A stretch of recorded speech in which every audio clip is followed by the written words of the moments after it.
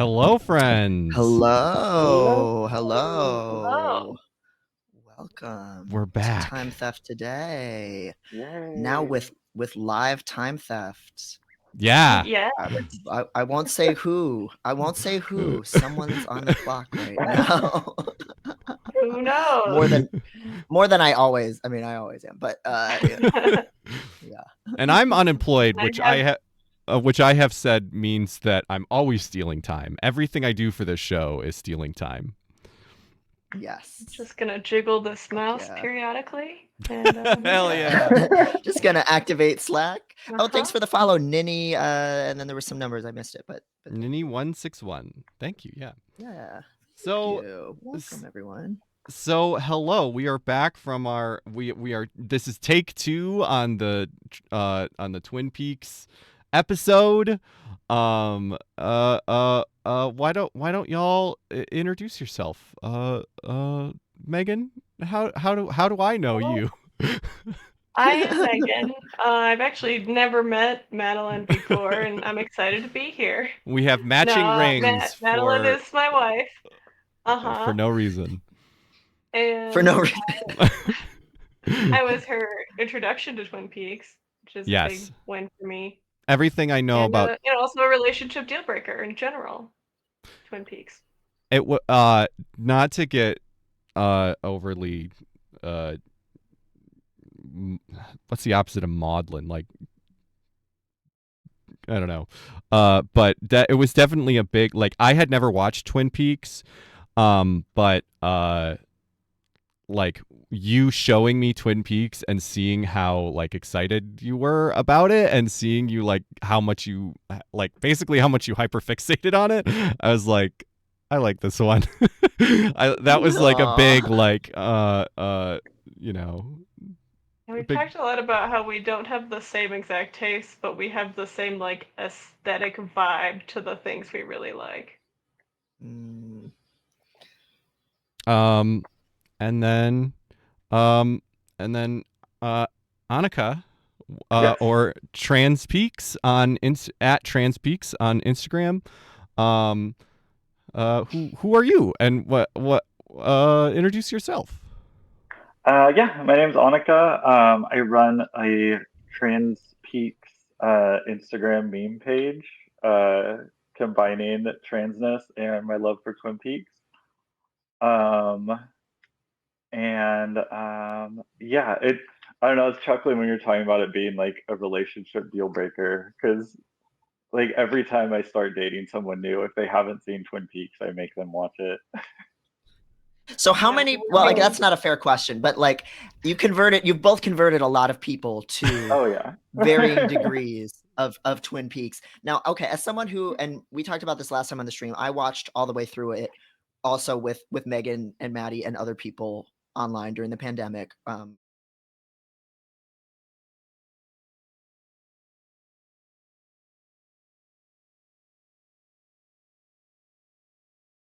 I guess I'm curious what some of the varied reactions are people have had to Twin Peaks as you've tried to introduce it to them. Yeah. My general rule of thumb, I'll just go quickly, is if people get through the first 3 episodes and they don't like it, they're not going to. Because the rock throwing, that episode is my favorite thing. And my brother and I have a podcast, and we once did a bonus episode about Twin Peaks where we did an episode recap and talked about it. And I recapped that episode without notes. I did not need them. I went scene by scene, practically line by line. That is just my favorite. And I don't push people past that point. Interesting. Yeah, would you agree with that, Annika? Yeah. Yeah, I kind of echo that. It's not a show for everybody. It is a very much kind of a love-hate sort of thing. A lot of people will watch the first episode and not really get it. So like same thing, I will force them to watch the first 3, and then if they're not on board by that, then like whatever, I'm not gonna push them. But we probably won't keep dating. But most of the people that I've gotten into it have really enjoyed it. I don't know. I guess if anyone's not familiar with it, it's a very weird, hard show to explain. It's came out in the 90s. It's sort of a parody of soap operas at the time. It's a little bit campy, and it's this very bizarre mix of like absurd humor, really sincere emotional stories, and then just like insane surrealist interpretive dream stuff. Yeah. And then also, just before we get too sidetracked, I got a special beverage for today. Oh my god. Oh yes. hell my yeah. god. Baja Blast for this hard. moment. I'm so envious that I can't as a non-caffeine drinker. So please, I don't know if please it has enjoy that. caffeine actually. I mean, That's Mountain wild. Dew, definitely. I'd be shocked if it didn't. But I think they stopped doing the whole caffeine alcohol thing. No, you can. It was I think it was actually specifically your thing. I think Four Loko. Four Loko actually. I think it was actually the other energy drink shit, like the taurine and guarba or whatever the fuck. That shit was actually like the deal breaker no and what caffeine. they had to take. Sorry? It does say no caffeine. Wow, that's shocking. Wow, so I can drink one of those. Okay, well, awesome. Yeah, you'll have to report. 0 sugar too, so it's healthy. Oh, how is that Baja Blast? Wild. It's just all other chemicals. Yeah. So to finish our kind of familiarity with Twin Peaks, like Megan said, that's how I got into Twin Peaks, and I would say I know a lot about Twin Peaks just based off of mostly only knowing the things Megan has told me. Like Megan clearly knows more than me, but yeah, so that's my knowledge is high and above just based off the runoff of Megan's knowledge. And then when you get in super fan territory, I don't even come close to some people. But yeah, the people making those 8-hour analysis videos. Yeah.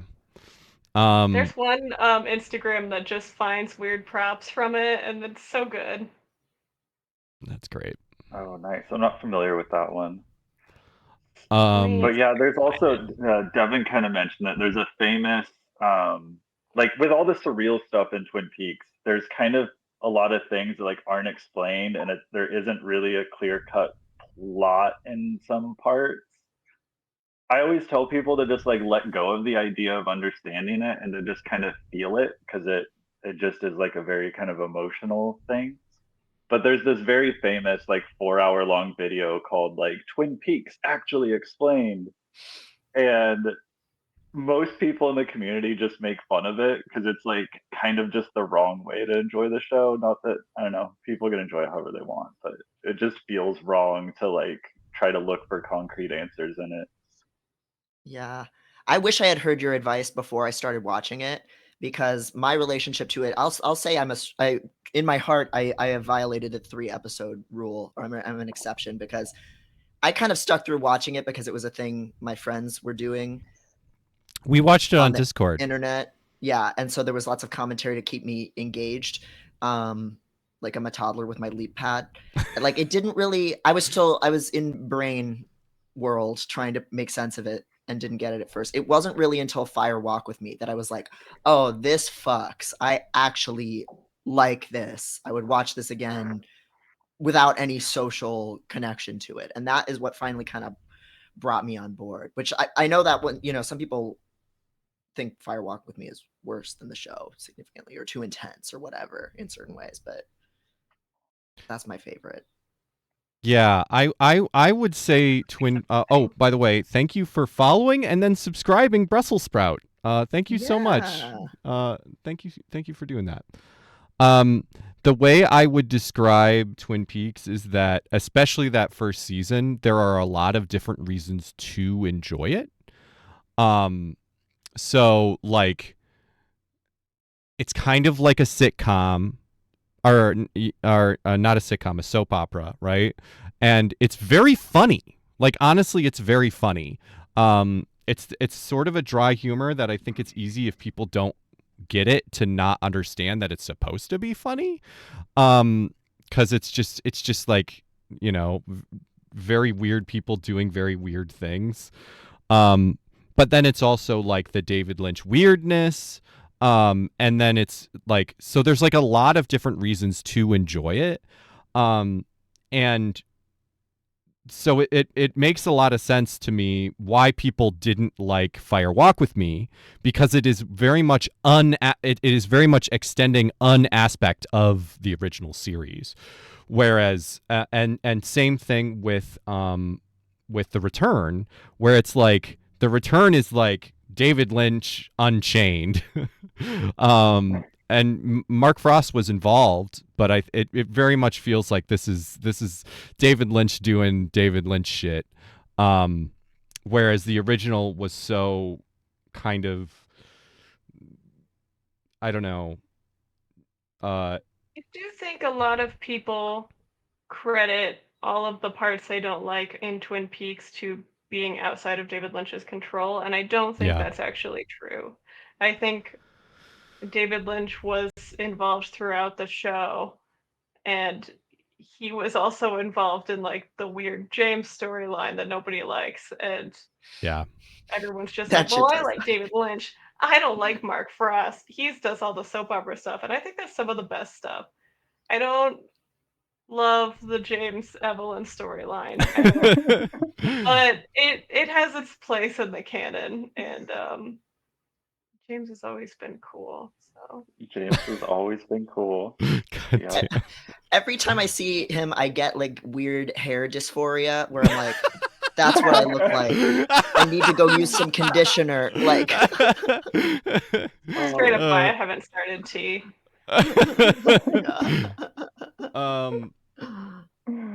Okay, so that, I think that kind of gives you an 15. Seb, I'm so glad you're here. Hello, Seb.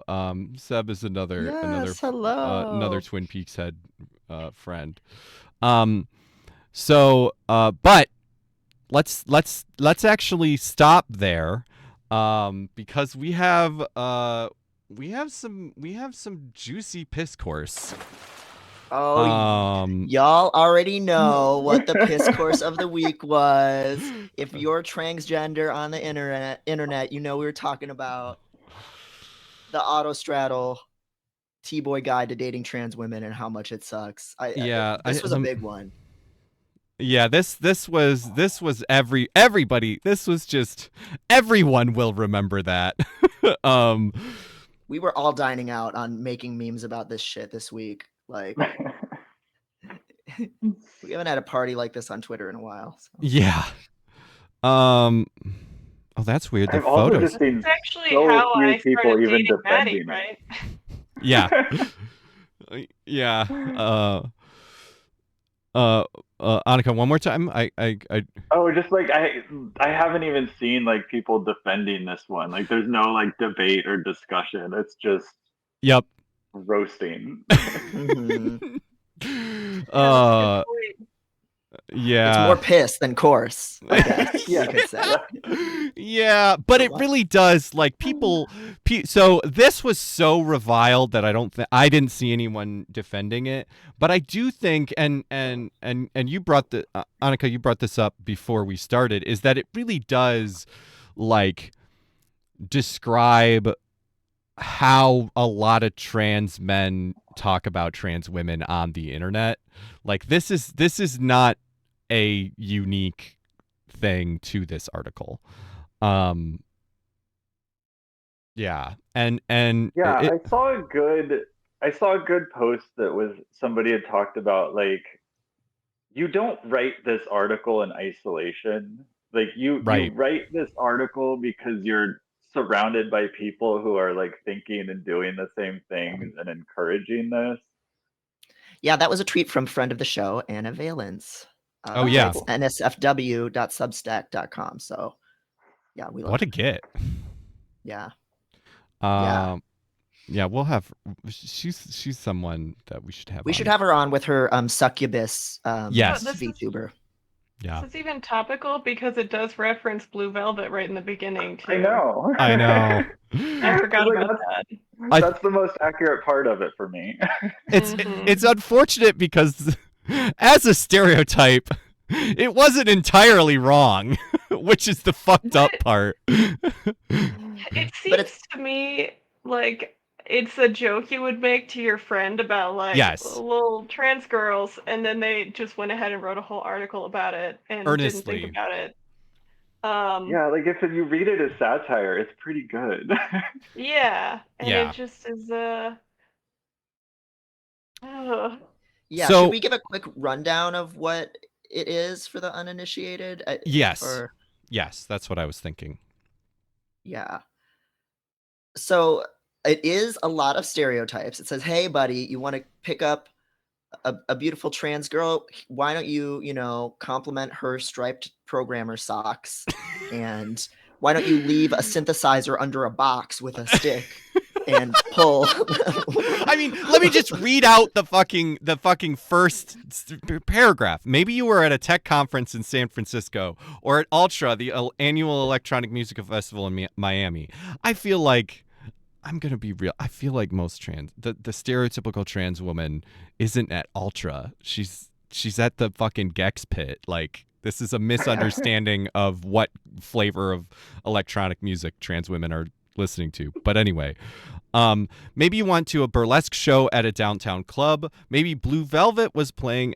For anyone who doesn't know, that is basically Twin Peaks 0.5 a little bit. It is David Lynch's one of his earlier movies before Twin Peaks that is very Twin Peaksy. Even has Kyle MacLachlan as the main character. Was playing at a local independent theater and you locked eyes across a soda stand. Maybe you were set up by friends or matched on an app. Either way, you've lucked out, brother. The brother is so funny. The brother throughout the article is so fucking funny. Oh my God. I'm just realizing this is the John Green nerd girls are an underappreciated resource shit. It is. Let's get there in a second because T for T relationships can be really affirming and fun. Dating someone who understands your transition can be wonderful. Fucking someone who has also thought about their body in an unconventional way can be enlightening and hella hot. But my goodness, trans men, how do you speak to and then eventually woo the trans women of your dreams? I'm here to help. So yeah, it just continues like that. It's basically just stereotypes. It references so many times, like maybe when she used to be a guy. Yes. Or maybe when you used to be a girl, and I'm like, who the fuck thinks about themselves that way? Are we going to go through the whole thing? Because there are a couple parts of it specifically that are like really bad. I don't think it's worth going line by line through it, but yeah, if there's a part, the part about like, oh, you can, like normally women are afraid to bring men home, but since you're a trans guy, you're going to be presumed to be safe. Isn't that cool? Oh yeah, there was a line I was like, because you used to be a woman, you know exactly how much work goes into getting dressed up for the night. And it's like, but bold of you to assume I ever got dressed up. Yeah, seriously. The part that Devin was mentioning is one of the worst to me. I normally avoid going to someone's house or having someone to your house on a first date, but this is another point trans men have over cis men. It's not as likely that a woman would choose the bear over us. Yes, I would. It's a cliche and maybe has a dab of sexism to it that we're not perceived as the same level of dangerous as a cis man. But hey, it's okay to use a little societal conditioning to our advantage. Like, it's okay to use societal conditioning to your advantage is just that is just abuse and manipulation. Yeah. And it's like if some guy is thinking that way before he's even dating you, like that same mentality is going to crop up in like every argument you have. And like during the breakup later, and like that, like, no, you don't use your societal conditioning to get an advantage of dating. That's horrible. Yeah. Imagine a cis man saying that. like it's nice guy stuff. Yeah, absolutely. Yeah, oh, it's and, nice and guy shit. Yeah. thank you, Tough Toots, for resubscribing. Thank you so much. Thanks for the support. Did you guys see that redeem also? Yeah. No, what was it? To Your Face harness from Marquez them. Okay, I can do that. Only talking. Only if it's not gonna hurt your head though. It'll be fine. Thank you. And also, another line I thought was really funny is it mentions an anarchist lecture series at the LGBTQ Center.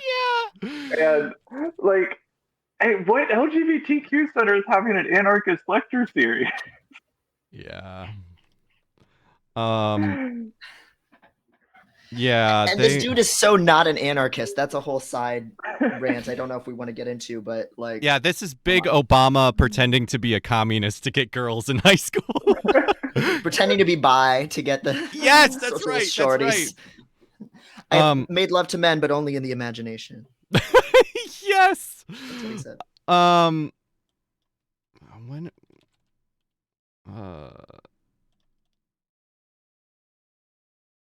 what was and just shit like Megan, like you were saying, I never got the hang of French braids when I was a girl, but yours are perfect. Did you do them? This has the added bonus of casually letting her know you're trans too. I do like the implication. There is something really funny about the implication that, I don't know, that she hasn't clocked you. Like, no offense, dudes, but like trans people usually are pretty good at clocking each other.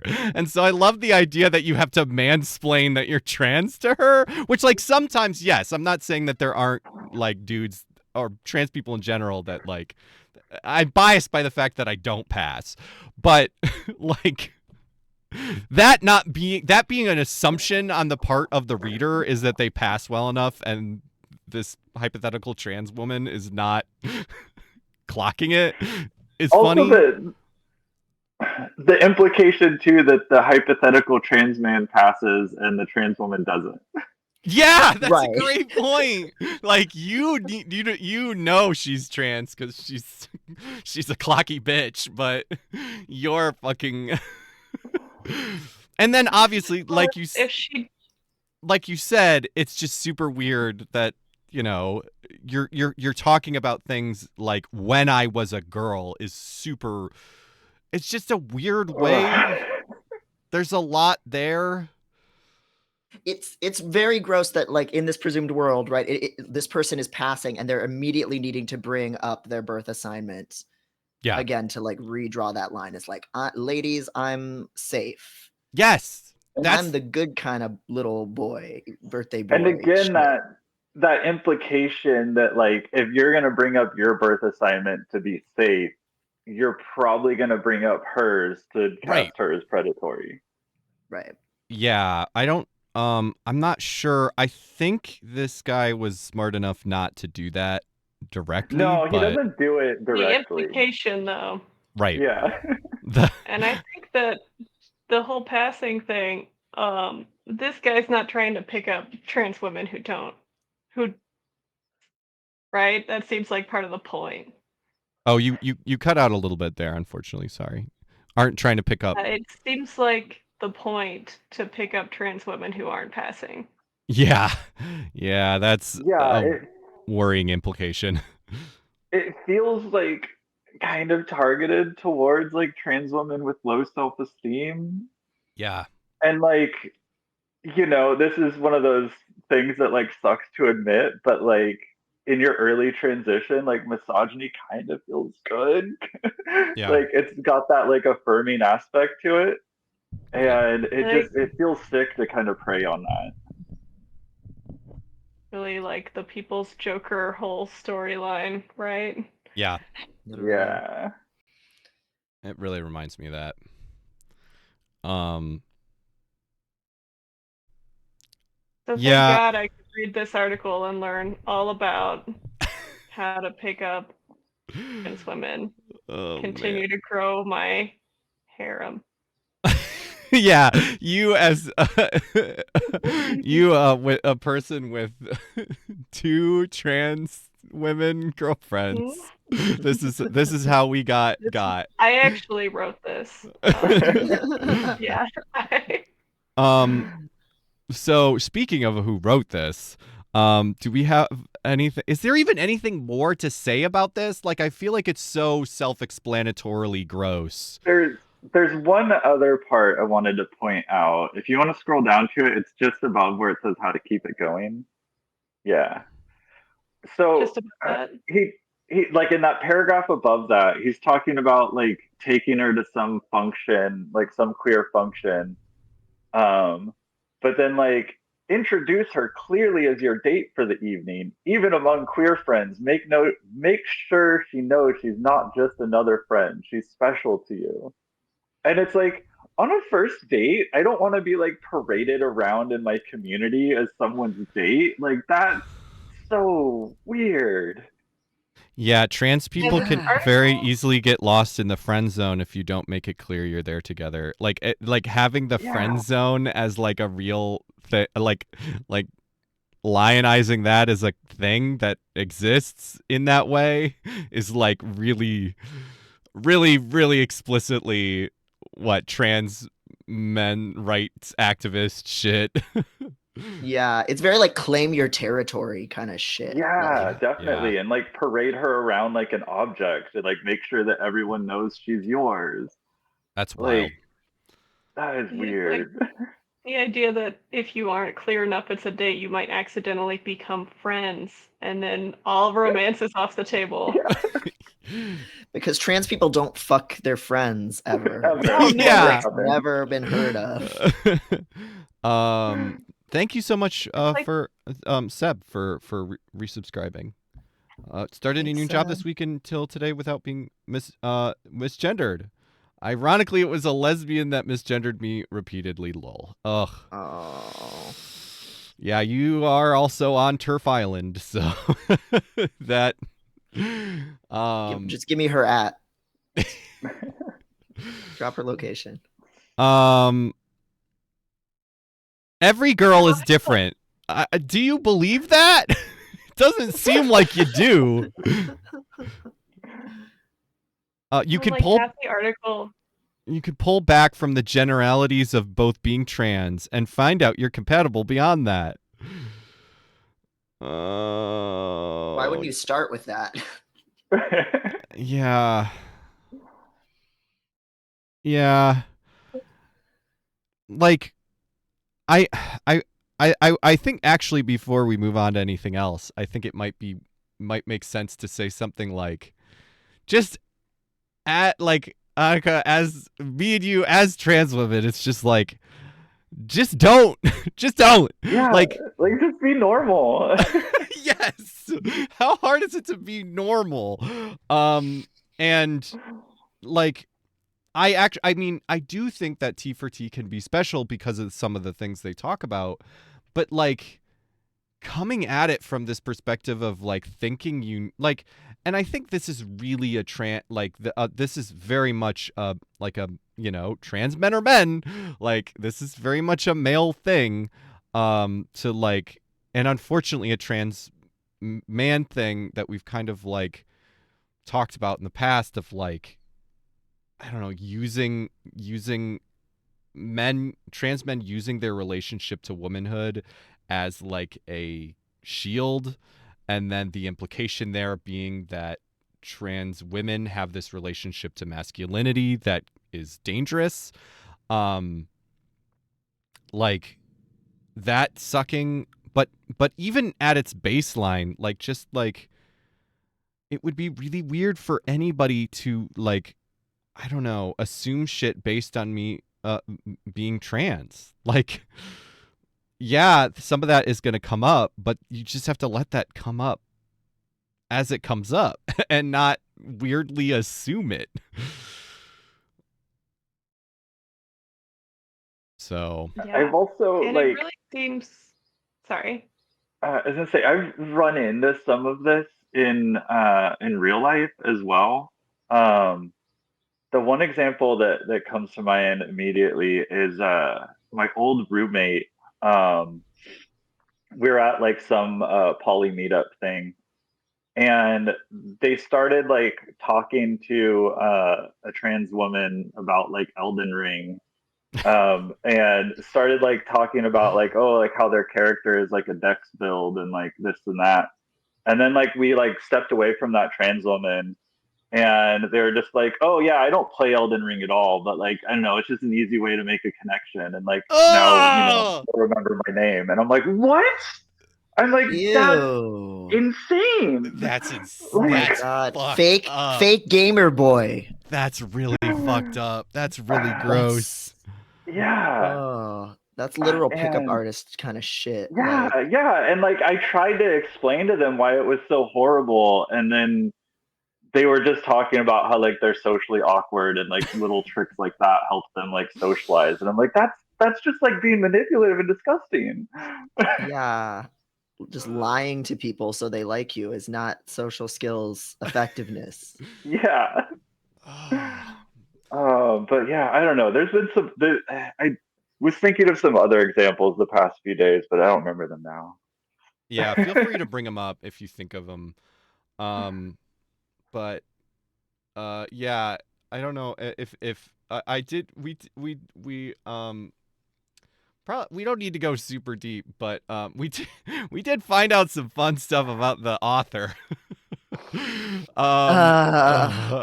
So full disclosure, I have worked with this person before. That was I've been fun on for this you to find out. Yeah, I had seen Hard to die, Devin. like I had seen like the article circulating this week, and I didn't even click on it because I was why, and then I finally saw the byline and was like, oh no, we lost another one, lads. Yeah. I didn't know he was like that. So this is, this is someone whose work I had followed for years, and then I was on his podcast along with Allison Raskin, co-host Allison Raskin, Just Between Us, talking about laziness does not exist back in the day, and we've followed each other since, messaged about autism stuff before, given their show recommendations of autistic people to interview and stuff like that. I totally missed and during that time he transitioned, and I totally missed somehow was not in my feed the direction homie was going on. Brother was going on. Yes. Unfortunately, some people really do, trans guys in particular, transition and get worse. So much worse. Because they just have more yeah, brother. What's that, brother? What are you doing? Yeah. So yeah, he apparently is also a Zionist on top of it also. Cool. Or at least very more pro-Israel than yeah, we did it's not, oh no, it is not satire. I mean, this is not reductress. Like this is there have been a lot of very funny takes, like satirical takes, and Annika, like you said, if this was satire, it'd be very good satire, but it's clearly not. The only good Zionists are Morpheus and the gang. You're not wrong. Oh yeah, okay. For the Matrix Zion, not. Yes. I think that's a Mormon thing, actually, right? Like, why that's called Zion. Yeah. I could be wrong about that, but anyway, yeah, we found out that he's a Zionist. We found out that he apparently was super abusive and shitty in his breakup with me and Megan's one of our favorite musicians, Mel Blum. So because that's how you found him, right? Like you started following from that, and it's like, yeah. oh, Yeah, apparently there was nasty stuff there. So anyway, we don't have to get too deep into that, but that was fun to find. Like, it really starts to add up, like, why people are like this. Like, this is not a misunderstanding, right? Like, this is a really gross ideology that, you know, that, like, um is fully formed, and this is not an accident. This is not something that is like, just not thinking hard enough about it. You know what I mean? Yeah, it's a worldview of seeing, and we've talked about this so many times, seeing oneself as not capable of being abusive or doing harm because you've slotted yourself mentally into this victim category, Right. which doesn't even make sense.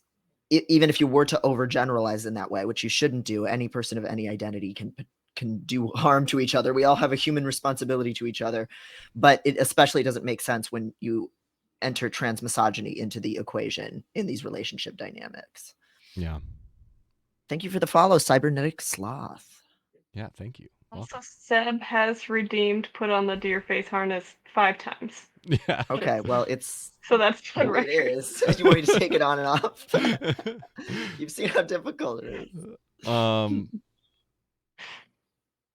Yeah, so I don't know if we had more to talk about on that, but that was a fun gross thing that happened. Just real deep piss, not even coarse. No coarse, all piss, no coarse.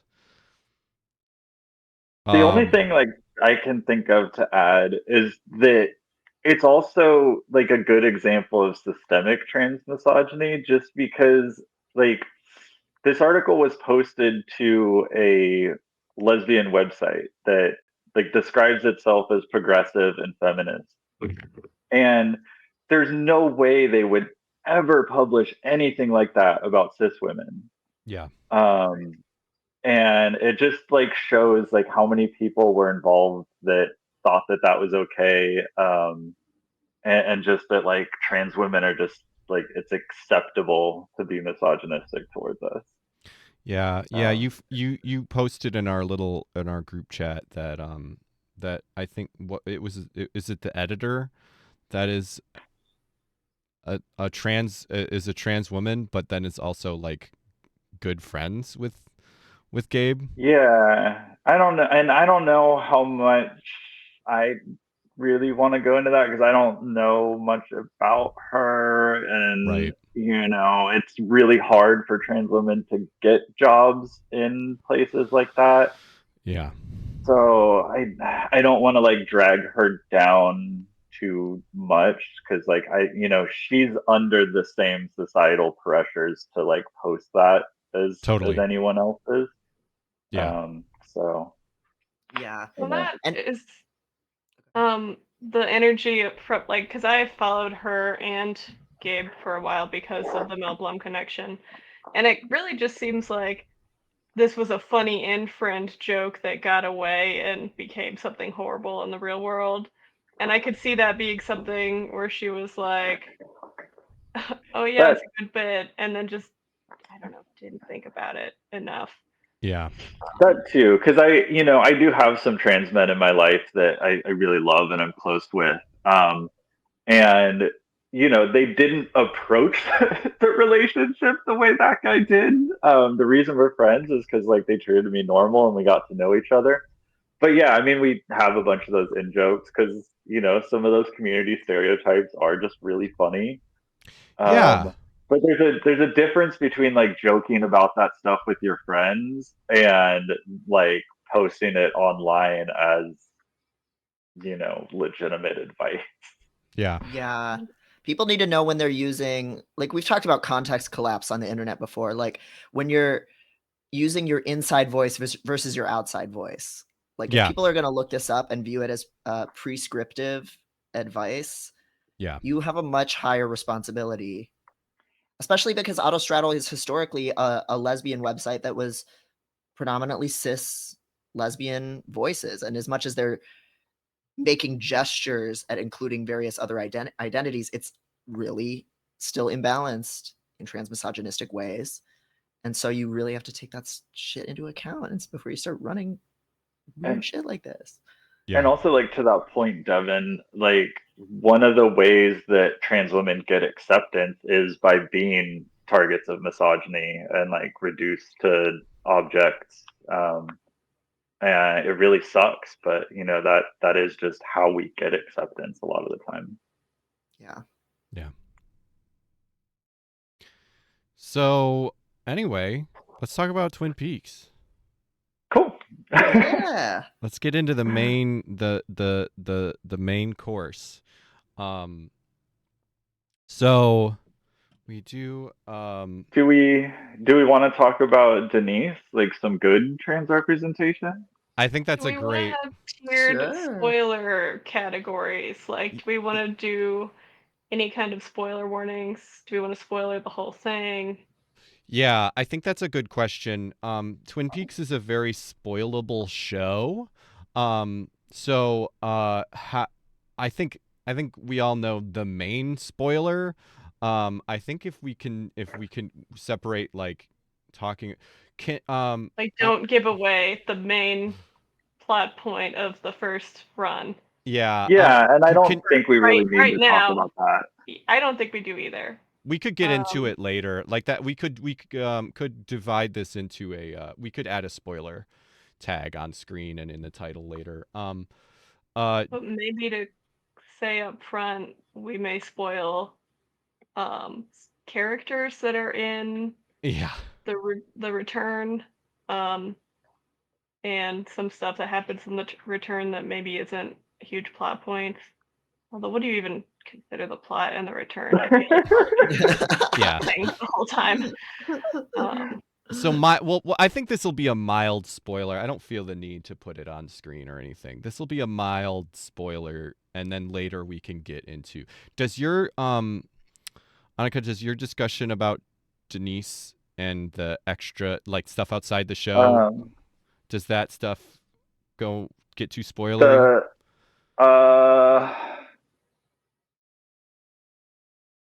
Trying to think. It doesn't spoil the main plot, no. Okay. Perfect.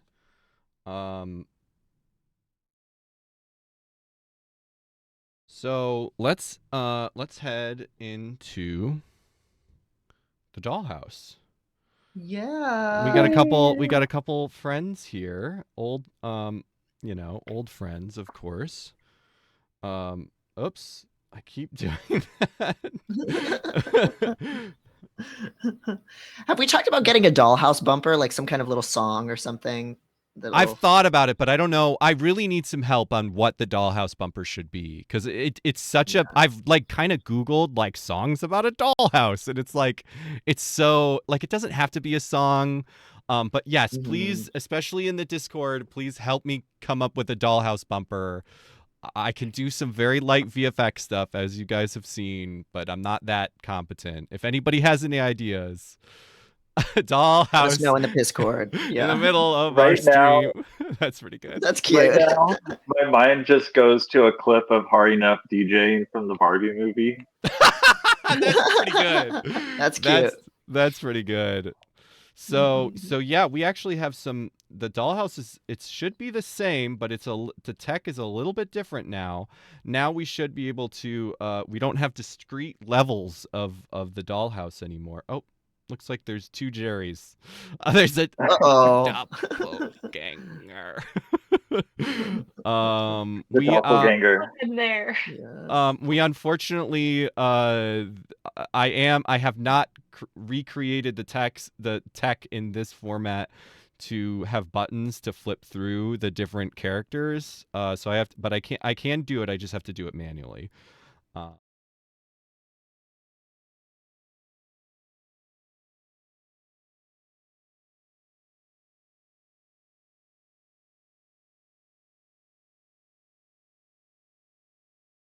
So yeah, now we got. Apparently they've lost audio.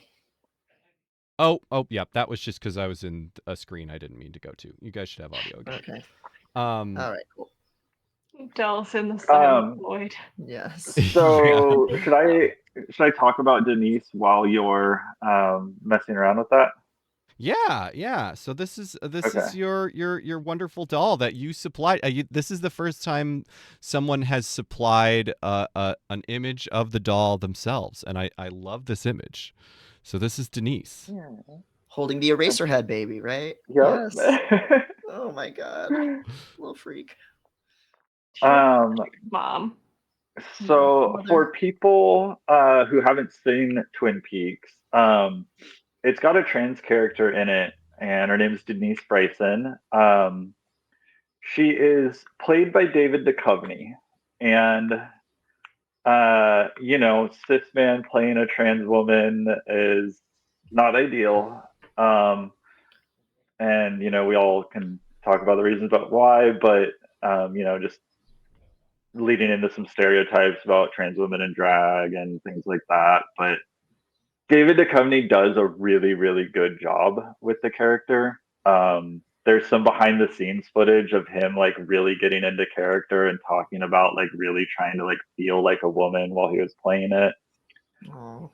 There's some great there's some great photo shoots of him as Denise. I forgot about that. Have you guys seen those? Yeah, there are. They're really beautiful, and he played the character with a lot of great sincerity. And also this came out in 1991, 92. And it's like still to this day, I think one of the best trans representations ever. Denise plays an FBI agent, ACAB. This takes place in a universe where the cops are good and actually like help people. Yeah. It doesn't investigate that as much as it should, but it's just got to be part of your suspension of disbelief that these cops are good. We could probably talk a lot about what that means and all that stuff, but I think that's probably we could, the whole stream could be about that, and there's other stuff we want to talk about. A great point that Cooper does waste a lot of police time and resources. Yeah, we love that. Yeah, think about all the donut money they blew. Yeah. These are. I feel like these are not. These are some of the pictures. These are some from the photo shoot that I've seen. Yeah, those are most of the ones I've seen. There's another like topless one. Oh, we probably can't show that anyway. I'm glad that wasn't on there.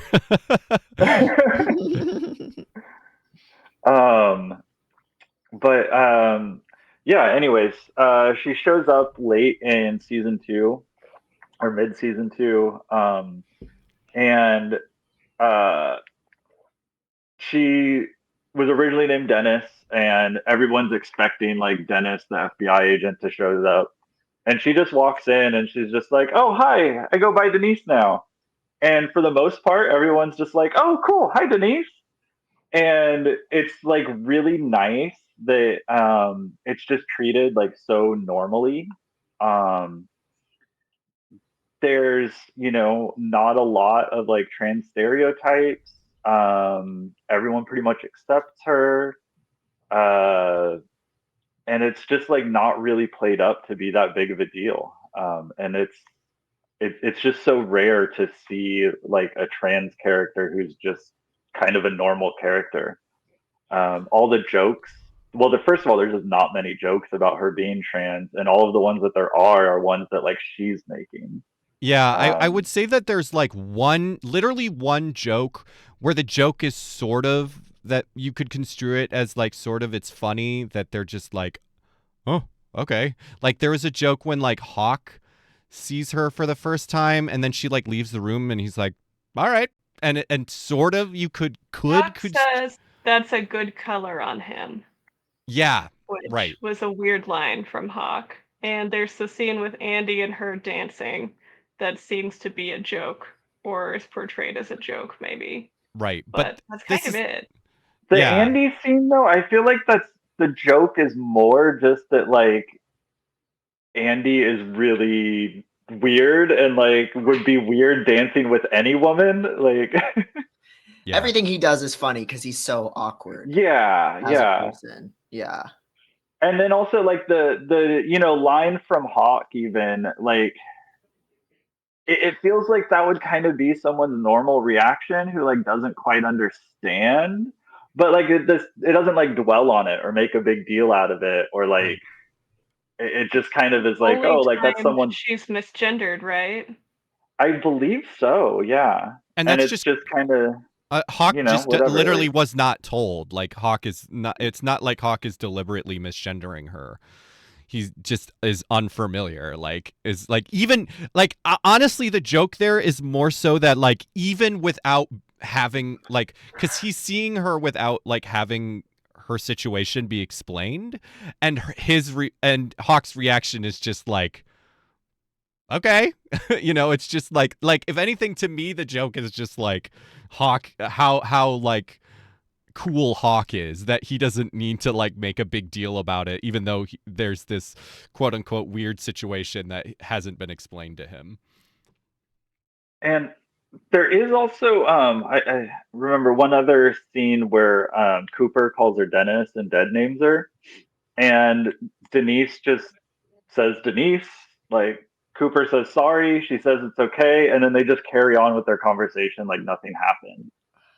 The way it should be. Even now, that's the way it should be. Most allies can't do that. Yeah. Like a demonstration on like how to be a good ally, and then just show that clip. Yeah, exactly. Name someone.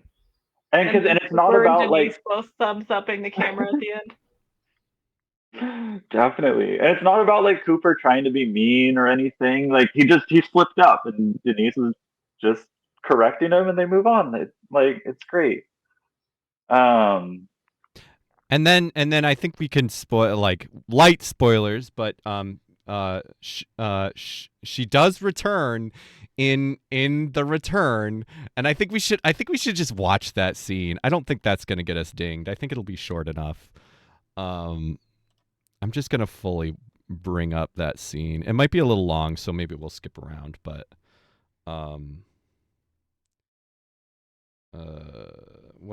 this isn't the David Lynch kind of patting himself on the back, is it? Yes, it is. It is. Yeah, it is. We can talk about that. Yeah.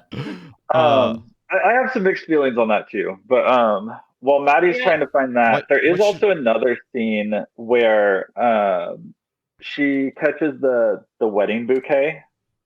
And like this is one of those, like, it's maybe a little bit of a transphobic joke, but like it also feels like the kind of joke a trans woman would say. Because she like says like, oh, I have an unfair advantage. How many of those girls were varsity wide receivers? And there's a little bit of like the biological advantage stuff, but like also like I've heard so many trans women say jokes like that about themselves, and again, she's the one making it. It's not someone else, right? She also presumably is not on hormones, so that is also an aspect there too, right? Where she does still have like a male physique because she hasn't hormonal, because she's David Duchovny. Right. Right. I'm not seeing one that's literally that whole scene, which makes sense, so I'll just pull up. So it's longer than you would think. It is, because they go into some other shit. Yeah, because she's like, what are you doing with this 30-year-old, you old man? Which I do appreciate. It's very funny. It's very funny. That scene is like, so basically, for anyone who doesn't know, the return is 25 years later, after the events of the original run of Twin Peaks. And David Lynch himself is a character in the original Twin Peaks and in The Return. He's the same character, Gordon Cole, who is he is it's Cooper's boss. Yeah, I don't remember his actual title. But and so there is a scene where Cooper or Gordon Cole goes to see the FBI, the director of the FBI, right? And yes. Denise walks out, and Denise is now the director of the FBI, which is pretty amazing. And then basically they have this conversation where it's like, it's a very weird conversation because it's so and it's I think that's what's so interesting about The Return is how meta of a conversation the entirety of The Return is on the original Twin Peaks and on David Lynch, and like the like both the way fans treat Twin Peaks and also the way that like what David Lynch was trying to say then and what that means now. And that stuff is really interesting, probably too big of a topic to get into here. But this scene specifically is really interesting because David Lynch had, like, in the series, there is this like junior agent. I mean, I guess she's not a junior agent. She's just like a new agent. They refer to her that way, yeah. And she is Krista Bell, who is a real life musician and not a very good actress. And she's like basically there to be like, it seems like there to be like a hot woman that is around David Lynch, and she's like also a real life friend of David Lynch. And so he takes her with them on this like secret, very secret, very specialized mission because it has to do with the events of the original run of Twin Peaks. And so he goes in there and basically Denise is like, why are you bringing this young, because he's like, David Lynch now, he's like 70 or something. He's like, why are you bringing this young, inexperienced agent with you?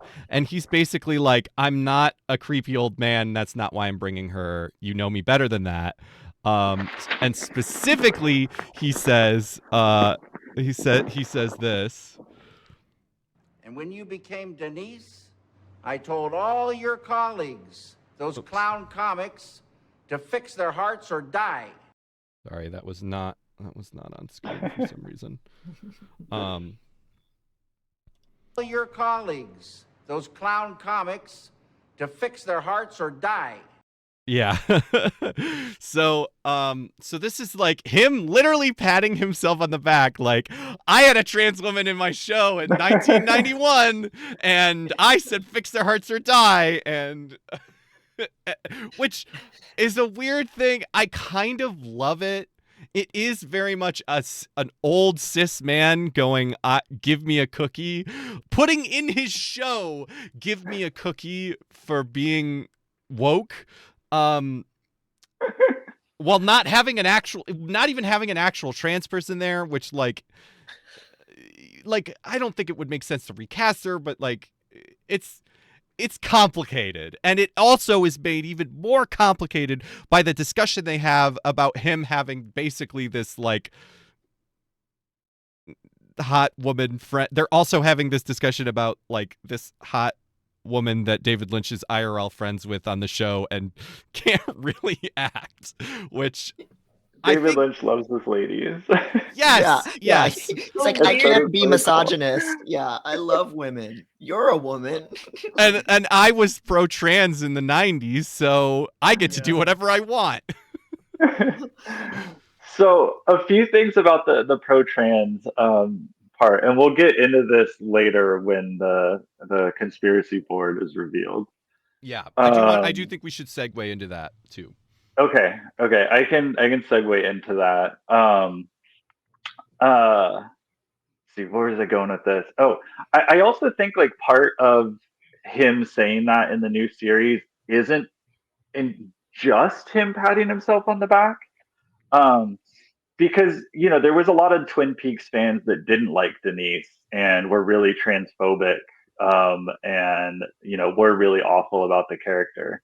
And so I think some of that too is like him just directly like speaking to his own fans, which he tends to do quite a bit in a lot of his stuff, is just like kind of talk directly to the audience. So I think that some of it is him just saying like, no, like, fuck you, fix your hearts or die. Like, Denise is great. Yeah. I mean, later, I literally do think that James is that's what you were saying, Megan, is like James has always been cool. It's like literally him just saying that to the audience, like, fuck you. I like James. He's my guy. He's my OC I made, and I like him. Yep.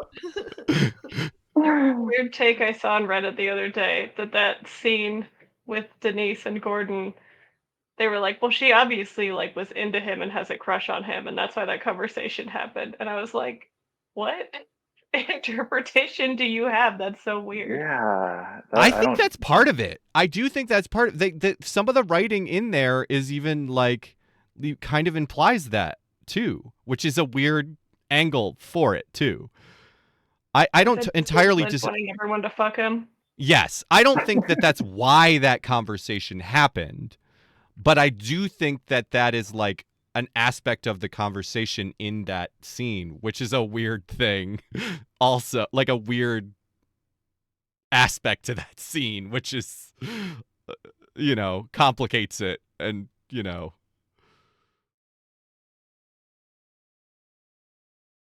Yeah, that's like such a classic like old man fantasy. I'm thinking of like the Da Vinci Code of all things, where it's like, oh, this young woman is in love with me, but don't worry, I am pure of heart and I am her mentor. Yeah. There's literally a scene later in The Return that is literally just another character goes to fucking Gordon Cole's like hotel room, and there's just a really hot French lady that he's telling a story to, like just very autistically explaining something. I forget what it was. And then she just like the whole bit of that scene is like, what's that guy's that character's name? The God, I'm so bad with nouns. But he's like, can we have a moment privately? And it's literally just that it takes like literally like 5 minutes of her like cutely like smiling at him and like putting her shoes on, and she like gives him her foot to like or something. There's like a bunch of and it's just like it's literally Drink some wine. Yeah, just 5 minutes of her like being really into him. Do you have the panty clip? Yes, I think. Oh my God! Yes. I think we should. That was a good time. That is a really good time. Which I think this shows, maybe it's not entirely unrealistic. Like, I think it certainly is. Maybe it's misogynistic, but like, when you have that hair into your 70s. One of the other things too about David Lynch is like, so many of his movies talk about women and like women's struggles and like being victims of abuse, and he puts a lot of his female actors in like really, really intense situations. But I have not heard of a single like Me Too thing about him. And literally everyone that I've heard of that has worked with him is like praises him up and down. Yeah. And I feel like if he were a creep, like I feel like it would have come out. If it does, I will be heartbroken. Yeah, I mean, he's certainly not perfect. He signed the Roman Polanski letter. Ooh, I didn't know about that. Yeah, but I think that's Megan. Do you know of any? I think that's kind of really. I mean, he like cheated on his wife, but who doesn't in Hollywood? I think the Polanski letter's a big thing. We know that's. Oh, go on. Yeah, I've always had this struggle with him where it's like, yeah, he's giving himself a role with all these hot women kissing him, but like I would want to do that also in his position. Like, who doesn't want to? I would want to kiss him. So. Yeah, and it seems like so that brings us to David Lynch eats panties. This idea was born that I would try to pronounce WMM's full username with Cinema Lovers panties in my mouth. So now, this being dedicated to WMM, we're going to do just that. So, Cinema, are you ready to go? I'm ready, David. Fantastic, Cinema. I'm really looking forward to this. So if you could give me your panties now, and we'll get going. Okay.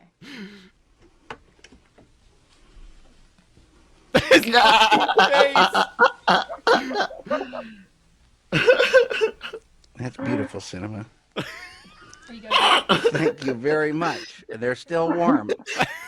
Okay, now, they're very warm, as a matter of fact, Cinema.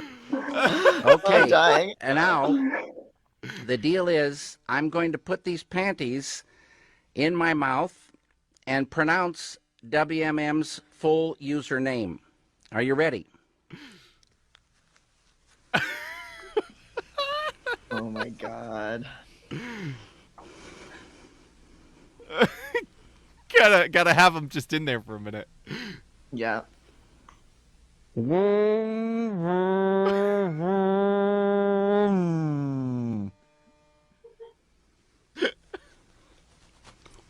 There you go, WMM.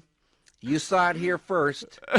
And thank you very much, Cinema, for taking part in this. You're welcome. These are, I'm going to keep these panties, if you don't mind. Oh, sure. Yeah. Okay. That is the horniest anyone has. This woman is the horniest anyone has. That's the horniest anyone has ever looked at anyone else. Like, I think that's the thing. That's really the thing that I see in this is just like I can't like. Clearly she's into this. Like, this is not a weird thing. Like, I mean, it's very weird, but it's consensually weird. Like, so yes, definitely. And he's asking for consent through the whole video, even. Yeah.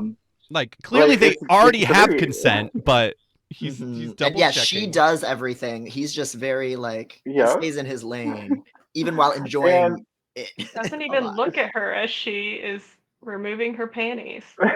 I think he does. I think that's him because he's like very nice Cinema. Fair, I guess. Yeah. Some background on that: there was a David Lynch fan site, and he was it was his site. I think it was his site. Yeah, well, it was his site that he ran, but it was a site for fans. Mm-hmm.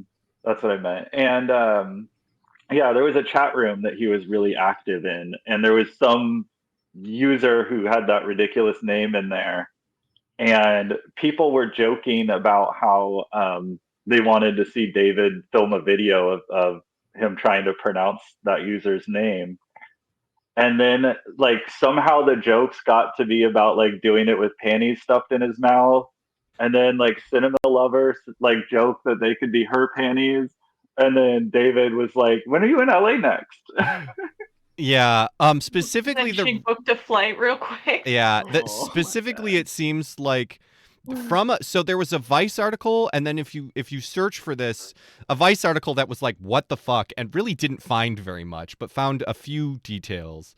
I think the Vice article interviewed WMM, and WMM didn't really say very much. Like, wouldn't really like not hiding, but just like clearly somebody that isn't a very clear communicator and didn't really answer a lot of questions.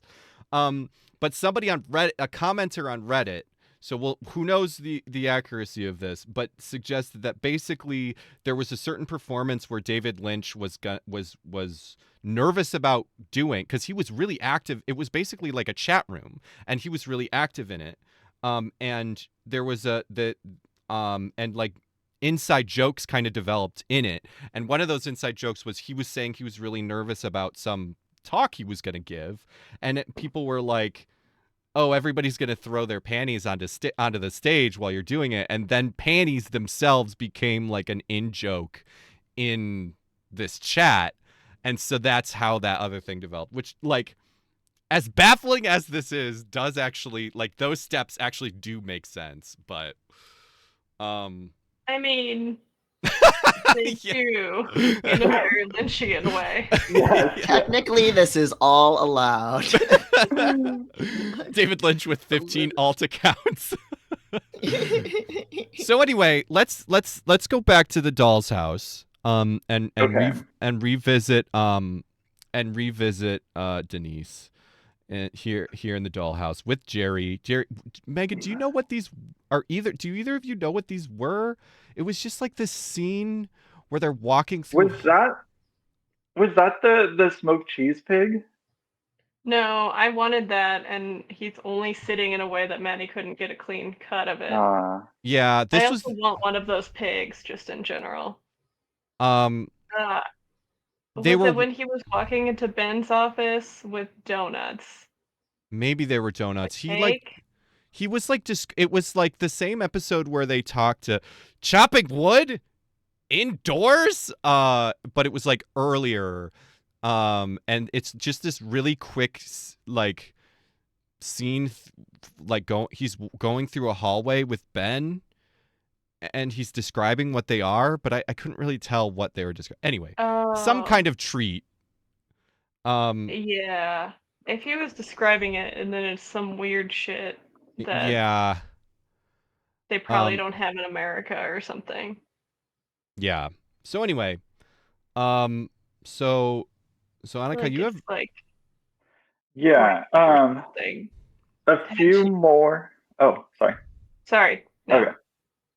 A few more things about Denise. One of the other things that I found interesting when I rewatched it recently is that while Denise is introduced as the trans character, that same time we have a plot with Nadine, who got a head injury and now has super strength and also thinks she's a high school girl.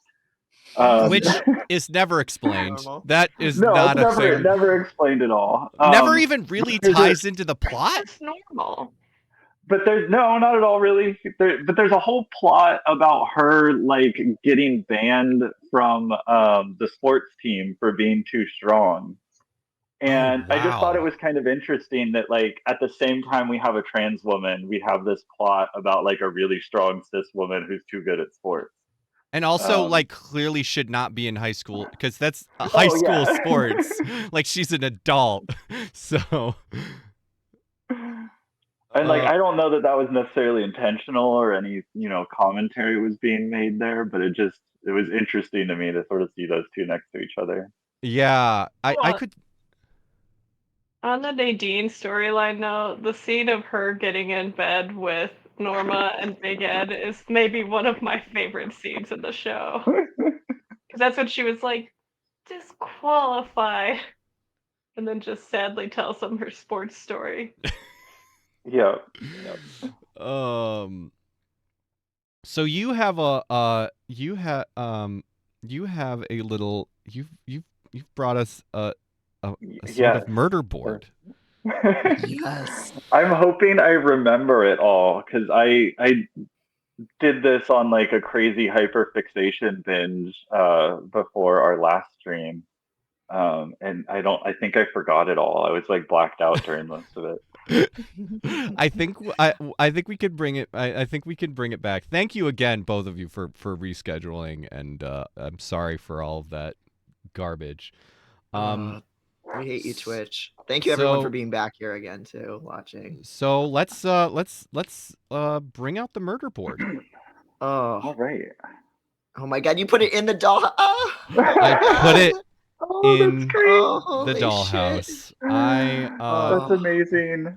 So I can't really see your version, so I don't know. Enhance. Yep, we can enhance. So we can. But the really cool thing, the really cool thing is that that our dolls can actually go in front of it. Oh my God! We need somebody with a pointer. Yes. I love that. Move around. I know. So they can just kind of hang out to the sides of it because Jerry and Denise are presenting are co-presenters on this with you. I'm so excited for this. My most problematic trait is that I'm a huge Silence of the Lambs fan. So like seeing these connections things is so intriguing to me. So I can't wait to hear all about this. So yeah. So can you? I think some of my dates are wrong on this. So yeah, we can zoom real far slowly. Apparently, we can zoom real far. Where should we start? on this beautiful board? So I'm probably gonna get a lot of my facts wrong, because it's been a while since I looked at this. But yeah. So we already talked about Denise being in Twin Peaks, created by David Lynch. And I want to. The whole point of this is to talk about the connection with Silence of the Lambs. I think that date is wrong for Silence of the Lambs. I don't know if anyone wants to look that up. I think it might be 1991. Sounds right. Because I believe Silence of the Lambs came out just a few months after Denise appeared in Twin Peaks, which was December 5th, 1990.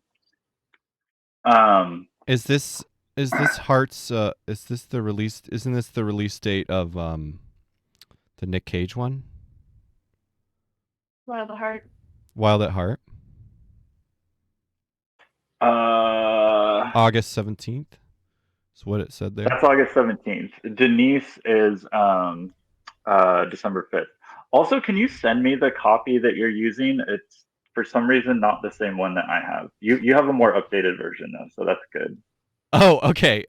Yeah, I think it's just cuz yeah, you sent me multiple versions, so. Yeah. I think I just saved it in a different spot. Weirdly, Discord does not want to open for some reason. There it goes. Why do I not have that version? You can go into our chat, but I will put it in the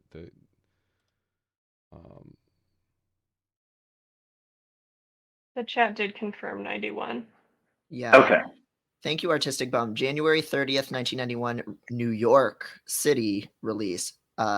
Valentine's Day, February 14th, 1991, US wide release. And December 15th, 1990 for Denise's first app. Thank you, Artistic Bum. 2 days before my birthday. I put that Shit. I put that Sagittarius. I put your your most recent updated one in our 4-person group chat. And you will notice actually that I did actually change this a little in that I found another screenshot of that board and added a little bit of extra on the bottom. Oh, I added some Easter eggs in there as well. Oh, there we go. I didn't mean to technical difficulties that time. Oh, we made a fucky wucky. All right, I'm having technical difficulties. Okay, I think I'm good.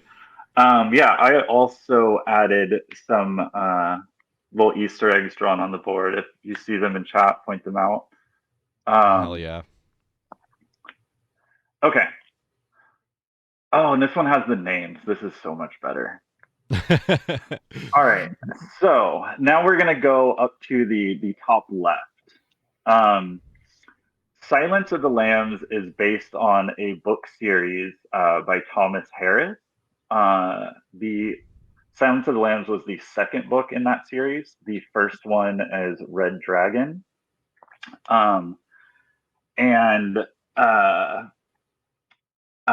Red Dragon was adapted into a movie called Manhunter.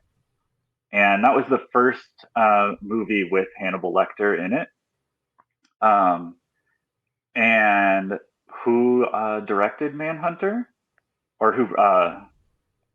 Oh God, now I'm misremembering facts. Shoot, I know Robert Frost was involved in Manhunter, and I'm trying to remember how. You also just gave us like you typed out like an overview of your Yeah, theory. I know that overview doesn't have everything. Mm-hmm. Okay, no, I remember now. So Manhunter was produced by Dino De Laurentiis, who Lynch famously works with. and who also produced Blue Velvet and Dune. Lynch was originally tapped to direct Manhunter, but he turned it down. And then I like that we're sort of deciphering your murder board together. Yeah, because you I'm don't having to decipher it.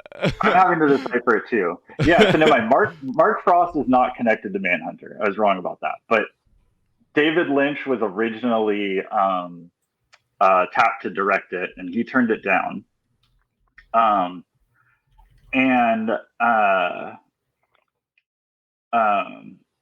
So when they went to make Silence of the Lambs, they originally got Gene Hackman to be the director, and it was being made under Orion Pictures. But Dino De Laurentiis is the one who owned the rights to the Hannibal character because he produced Manhunter. So Orion had to buy the rights from Dino. And here's where Mark Frost comes in. Orion Pictures had also produced a Robert Frost.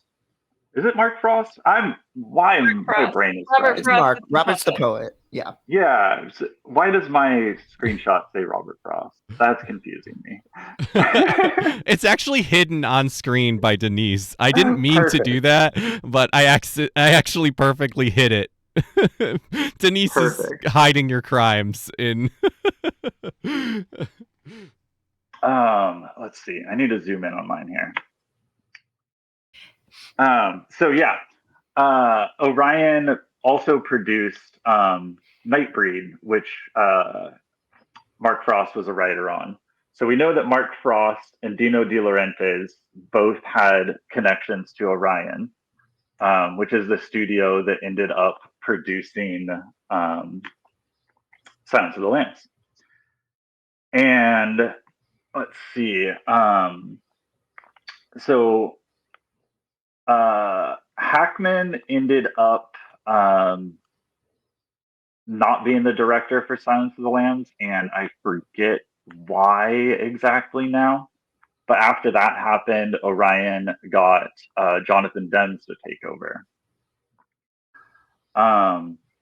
And we know that during pre-production, Jonathan Demme had auditioned Laura Dern for the role of Clarice, another person who is famous for working with David Lynch. She had worked on Wild at Heart. That was also in pre-production around that same time that she was getting interviewed. And she was in Blue Velvet. Jonathan Demme also cast Anthony Hopkins partially on his performance in Elephant Man, a David Lynch movie. And so my whole sort of theory here is that Denise Bryson was added to Twin Peaks while Silence of the Lambs was in pre-production.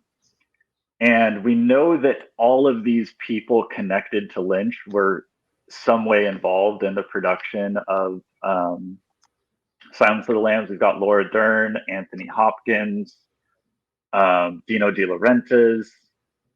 I think it's incredibly likely that David knew about Silence of the Lambs and had probably read the script.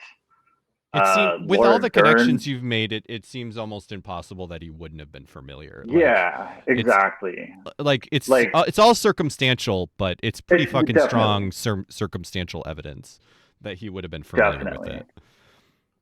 And and Laura Dern was good friends with him. You know, when she was script reading for Silence of the Lambs, she might have run the script by him.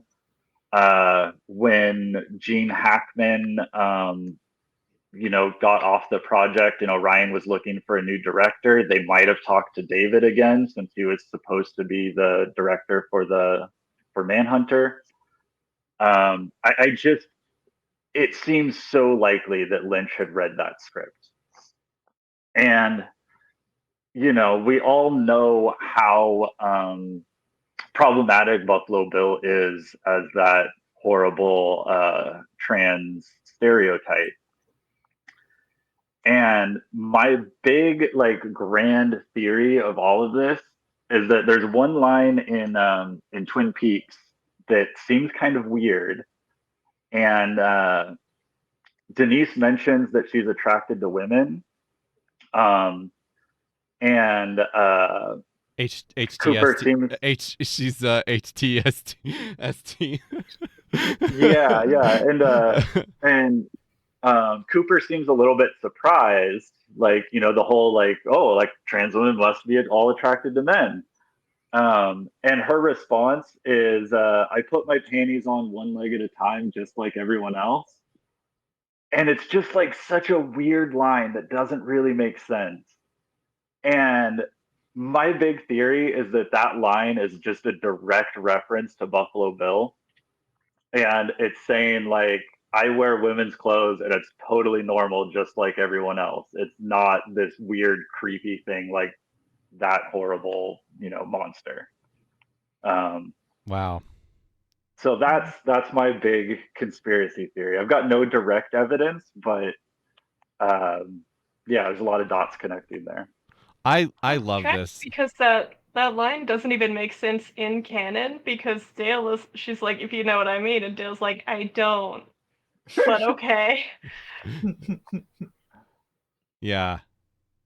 I think that it's again, like I said, it is all circumstantial evidence for sure, but it's so it's almost impossible that, like, with this amount of connections, that he wouldn't have read it. And so it seems like, I get what is the line that nothing's a coincidence, or nothing's a coincidence, like in Twin Peaks. It's like when multiple things happen in reference to the same thing. I can't remember the line exactly. Pay close attention. Yeah, I mean, that's literally this. Like, yeah. It's not to mention that. Oh, sorry. Go ahead. Oh no, go ahead. Not to mention that Silence of the Lambs, the book, had been out for a few years up to that point. So familiarity with the text is certainly possible, especially if you're already in movie development world and you know, okay, the script's going through.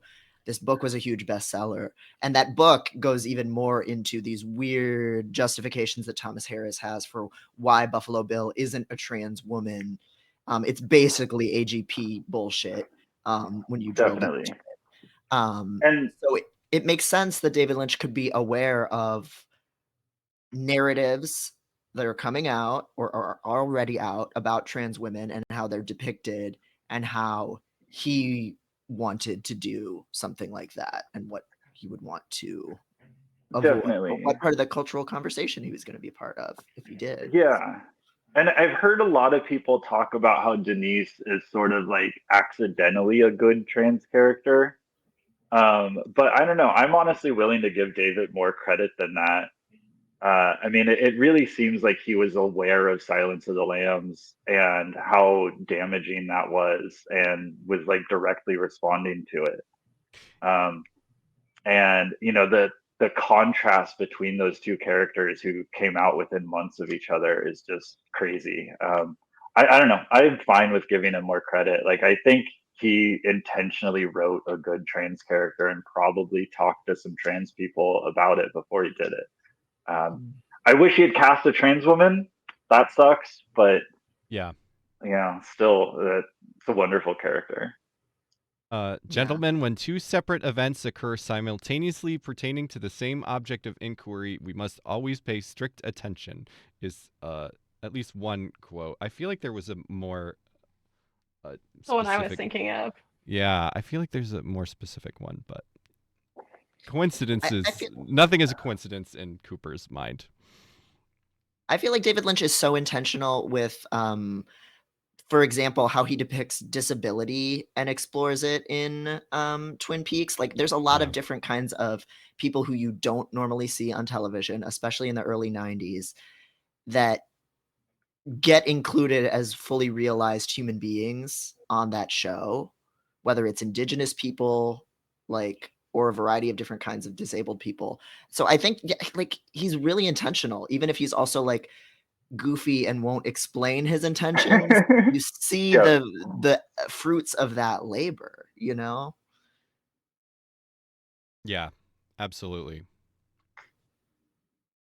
He avoids a lot of tropes that other people would use, and even if the show has kind of a weird, wacky energy sometimes, it's rare that those marginalized people or their bodies or whatever are like the butt of the joke. Like, often it's very like mundane. Yeah, absolutely. So I buy it. I absolutely buy it. Yeah, for sure. It feels like he knew someone that was trans, right? Which is not that unlikely. To me, it doesn't feel very unlikely that he would personally know someone. He's a weird art guy. Like, yeah. In Philadelphia, right? Isn't he from Philly? That's where Eraserhead was filmed, right? He was probably in LA at this point, which to me only strengthens the argument that he knew some weird trans people, or you know, some like weird is not what I mean. like edgy art trans people, you know, arty trans people. Yeah. Yeah. Artistic Bum says, "Oh boy, then Gillian Anderson was on Hannibal. Then they made a Silence of the Lambs reference in the X-Files revival. Clarice Starling, XB. She's inspired by Clarice from Silence of the Lambs." So sorry, a little bit of that may have been cut off. I have to change my setup here. And that's really interesting. Like that Scully is a Clarice from Silence of the Lambs, because Mulder is Cooper from Twin Peaks. Yeah. Right. And played by David Duchovny. So it's all I'm connecting things. I don't know what you mean, but these things are all related. Never on X-Files. What was he not? I didn't think he was. Well, he was, because he already was on it. He just they had the diet. They had the diet. A lot of other character or actors from Twin Peaks were on X-Files, but they probably wanted him to, but that was during his time where he specifically didn't want to get typecast as Cooper, right? Because that was why he wasn't in Fire Walk with Me was because he felt typecast as Cooper and wanted to move out of that typecasting. But then he eventually made peace with it. Basically. Yeah, he seems to be obsessed with Twin Peaks into it now. Yeah. Oh. Which is kind of a shame that he had that rejection of it when it kind of mattered, considering how much he likes it now.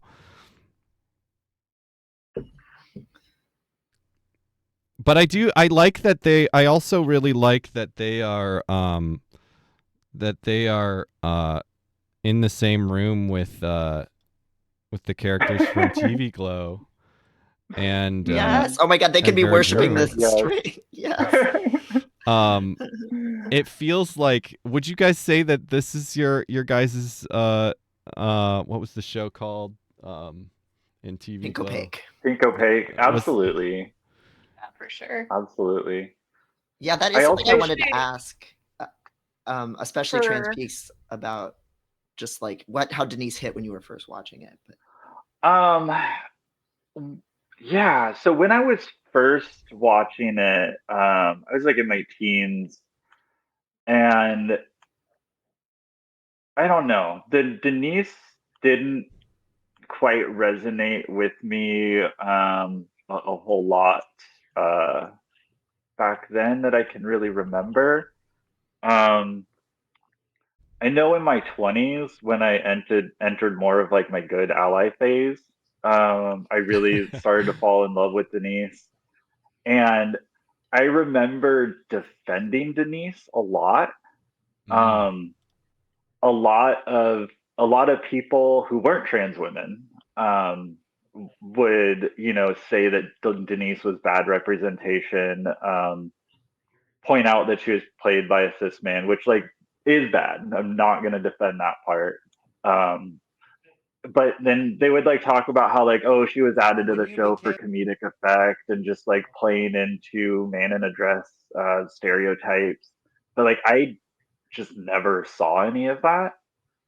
I don't think that's the case. Like, she really is played pretty straight. So I defended her quite a bit to people, and some like got called transphobic from people for defending her, Wow. which is just hilarious looking back on it. Yeah. And then I do know that when The Return came out, and I was watching it live, I had wasn't expecting her to show up at all. It was a few years before I had come out and transitioned, but that scene just hit me so hard, and I just started crying immediately. And then, of course, in my good ally phase, it was just like, trans women are treated so bad. Like, I'm so glad to see someone being nice to them. You thought you were Halamede. Yeah. But yeah, I don't know. The characters definitely meant a lot to me. And when I did finally come out, that was more or less when I started my meme page too. I didn't have much of like an online public, image at all, and for a long time, also just felt like I had nothing to contribute. But like, I started rewatching Twin Peaks. I started like, a lot of it really resonated with me really emotionally, and it just kind of made the meme page for fun because it was kind of helping me get some stuff out and to like understand why I liked the show so much. And then like it grew and people love it, and that's great. But yeah, one of the things like about Denise? Sorry. I'm trying to make a fix your heart or die bumper. Okay. Yes, but I gotta edit. But I gotta edit it. So that line goes so hard, even if it is a self suck on David Lynch's part. Yeah. But yeah, one of the things that to me I really feel with Twin Peaks is a lot of the surreal parts. You can project your own story onto it, and you can make it about whatever you want it to be about. But to me, there's a lot of feelings of dysphoria in it. There's a lot of like searching for identity, not really like living as yourself, putting on masks and like being other people. And yeah, rewatching it after coming out, like a lot of those themes just stuck out to me a whole lot more. One of my favorite posts, I'm sorry, that you ever made was an essay about Eraserhead and connections to that from like the perspective of trans womanhood and motherhood and dysphoria. Yeah. No, and it's something I see a lot in just a lot of David's work in general. And I think it's mostly it to be less specific, it's not dysphoria, it's dissociation is what he's showing. But yeah, Eraserhead, to me, I watched that movie at a very young age when I was too young to watch it. And yeah, it stirred up a lot of feelings in me of like, I worried that like if I had a baby, it would look like that. And just all of these kind of like weird fertility fears and discomforts that like I didn't understand where they were coming from. And like, on its face value, like the movie is about becoming a father when you don't want to be one. But I think that the way that it's like touches on the emotions of that rather more than like the plot specifics, like for a trans woman, has like a very different connection. Before transitioning, I had a situation where I'd gotten a girlfriend pregnant, and like a lot of those feelings like came up for me of like I don't want to be a dad, I don't want to be a father, like that's not, you know, who I am. And now I just want to be a mother. Wow.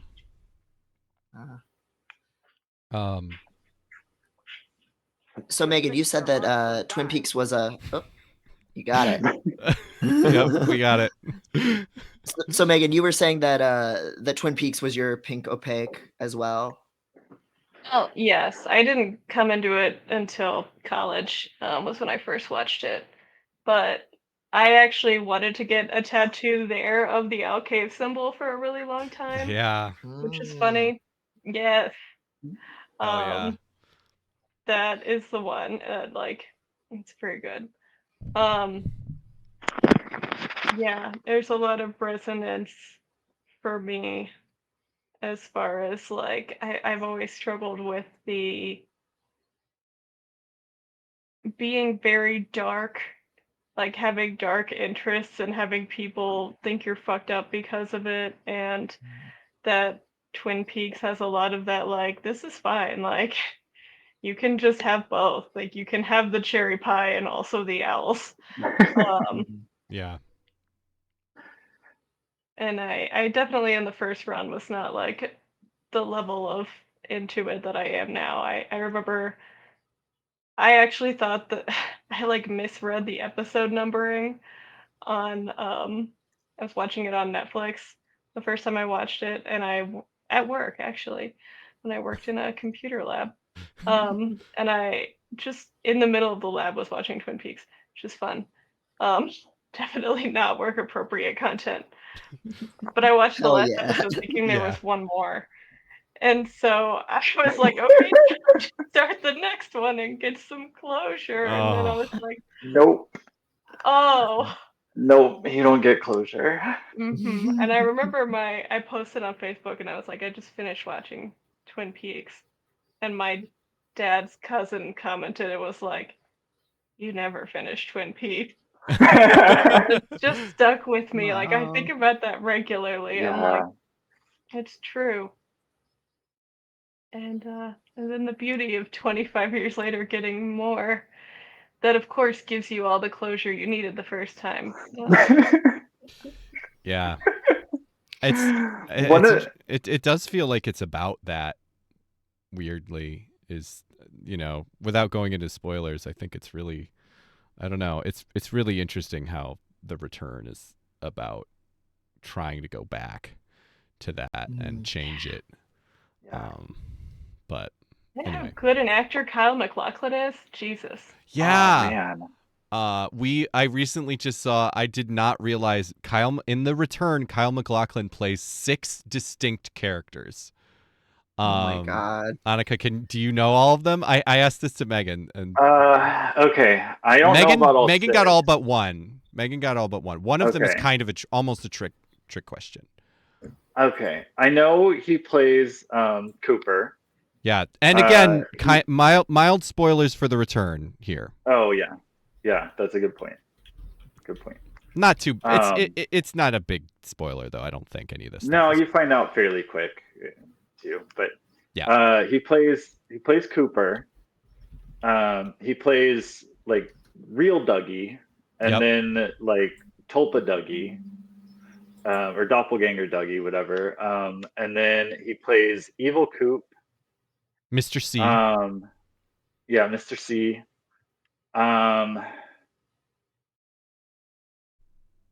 That's all I can think of, unless you want to call like Flashback Coop a different character. No, that's not one of them. So there's, so he plays Dougie, right? So he plays Dougie before he enters Dougie's body, right?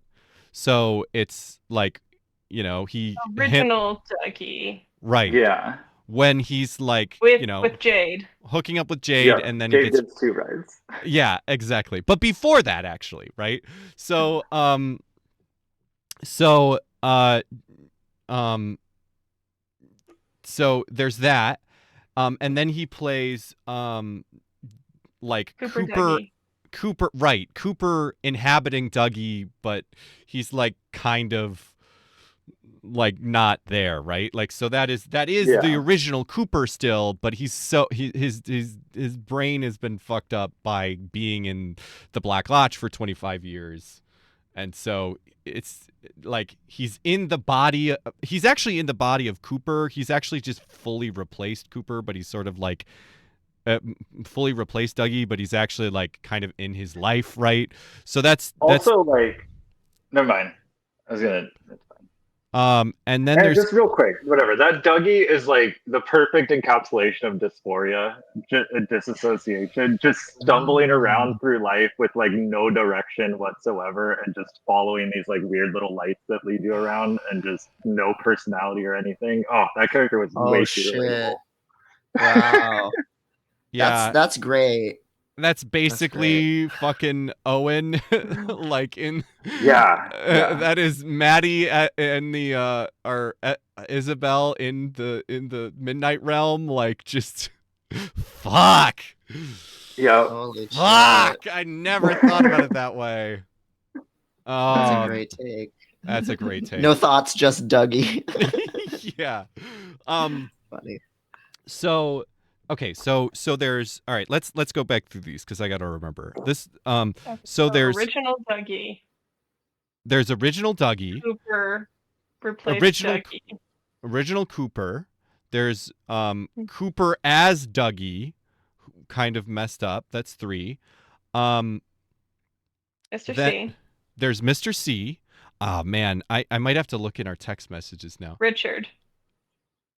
Right, Richard. Oh, yeah, I forgot about Richard. So, if you don't know who we're talking about, don't worry about it because it's kind of a spoiler. But yeah, it's a spoiler.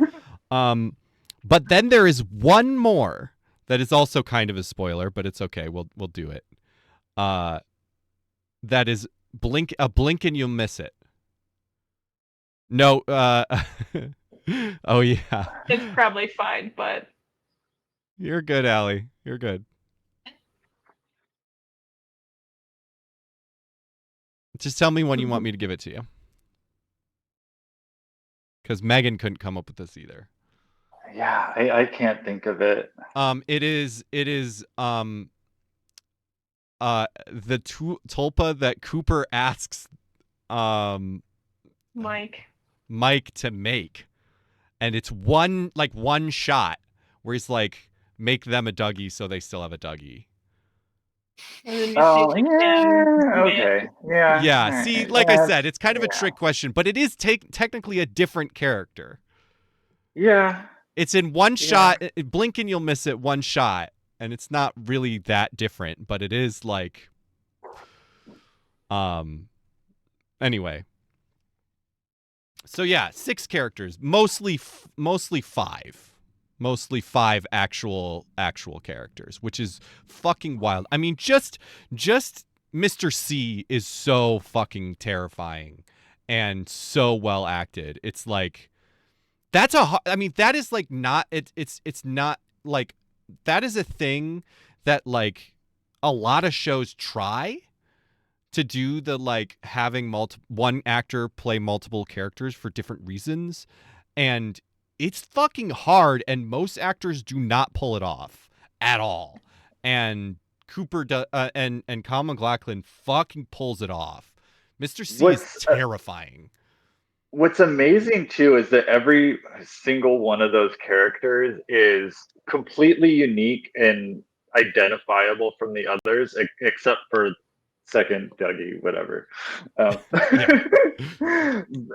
they're also all like very complex characters and aren't like super one-dimensional either. Like there is a lot of nuance, and a lot of character to them. Like in both their characterization and also the way they're acted. Yeah. And like even Kyle as Dougie or Cooper as Dougie, where he's just wandering around like disassociated from everything, and his character is being a non-character.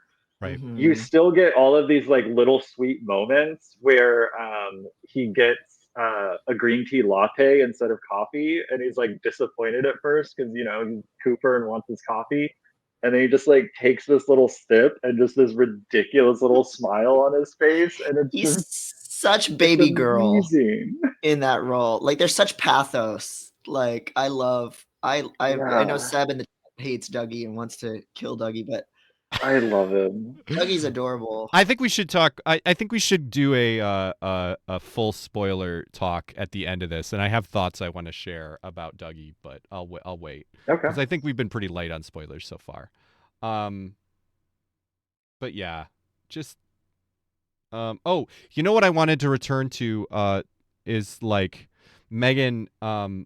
How did you feel? Do you remember how you felt about Denise when you first watched it? Because I like Denise. I don't know that.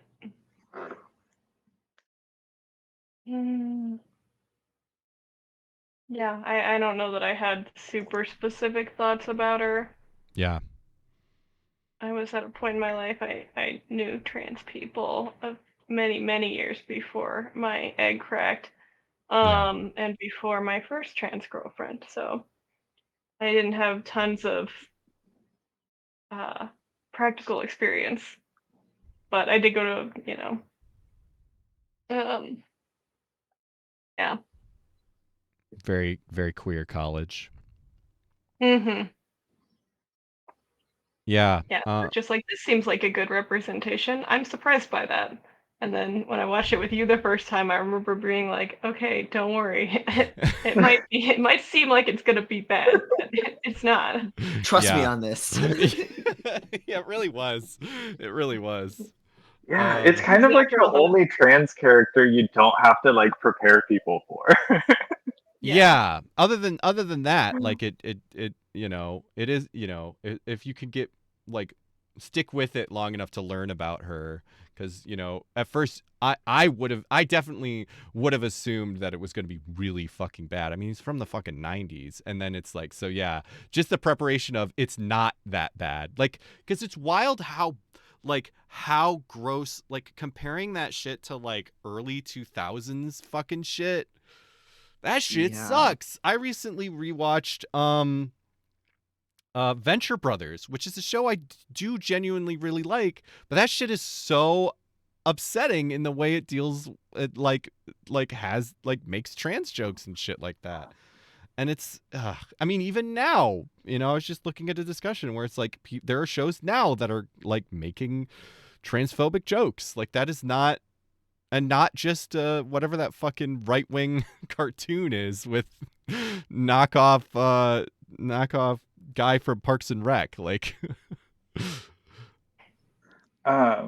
one other thing about Denise too that I forgot to mention is I've heard a few people criticize the plot line where she dresses up like a man to go undercover.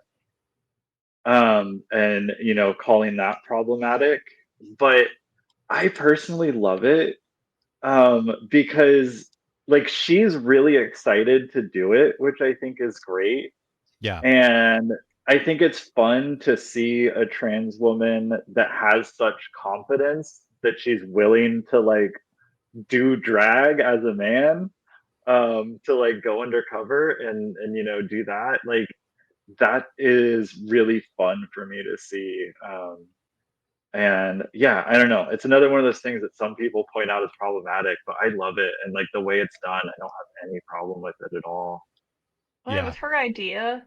Like, yeah. No one suggested she do that. She was just like, yeah, this seems fun. Let's be a man. This is hilarious. By it.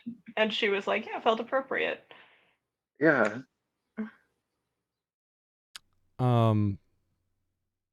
Yeah. And then later on, her being the double R waitress undercover. Yeah, that's what I was thinking too. Which was Truman's idea. Oh yeah, but she was so into it. It's very funny. She's and like, the iconic line, "It was Truman's idea. It was just my legs." I read somewhere that I guess that kind of comes from David Duchovny, because when he was in character, he was just always talking about how nice his legs were. Oh, he seemed so into Do we it. think he had shaved his legs before? Was this the first time he shaved his legs? And he I don't know. like, wow, this is great. Oh my god. Maybe he still does. This better not unlock any feelings in me. Yeah, his whole performance just has a really nice, like, gentle, I think you said sincerity before, Annika, that, like, is just so nice. Yeah. Yeah. Like he definitely approached the character as like, and there's even a quote of him talking about, I don't remember the exact quote, but he's, like, he's playing a woman. Yeah. And he talks, the quote's about him trying to get in the headspace of like what it's like to be a woman. And it's nice that he's playing the character as a woman and not as a man in a dress. And that definitely comes through. Yeah. I think we were talking before about Justice Smith's performance in I Saw the TV Glow. And of course, that's an instance where having a cis male actor play the character, I think, well, I mean, people can share their opinions, but I think it is justified, right, by the narrative.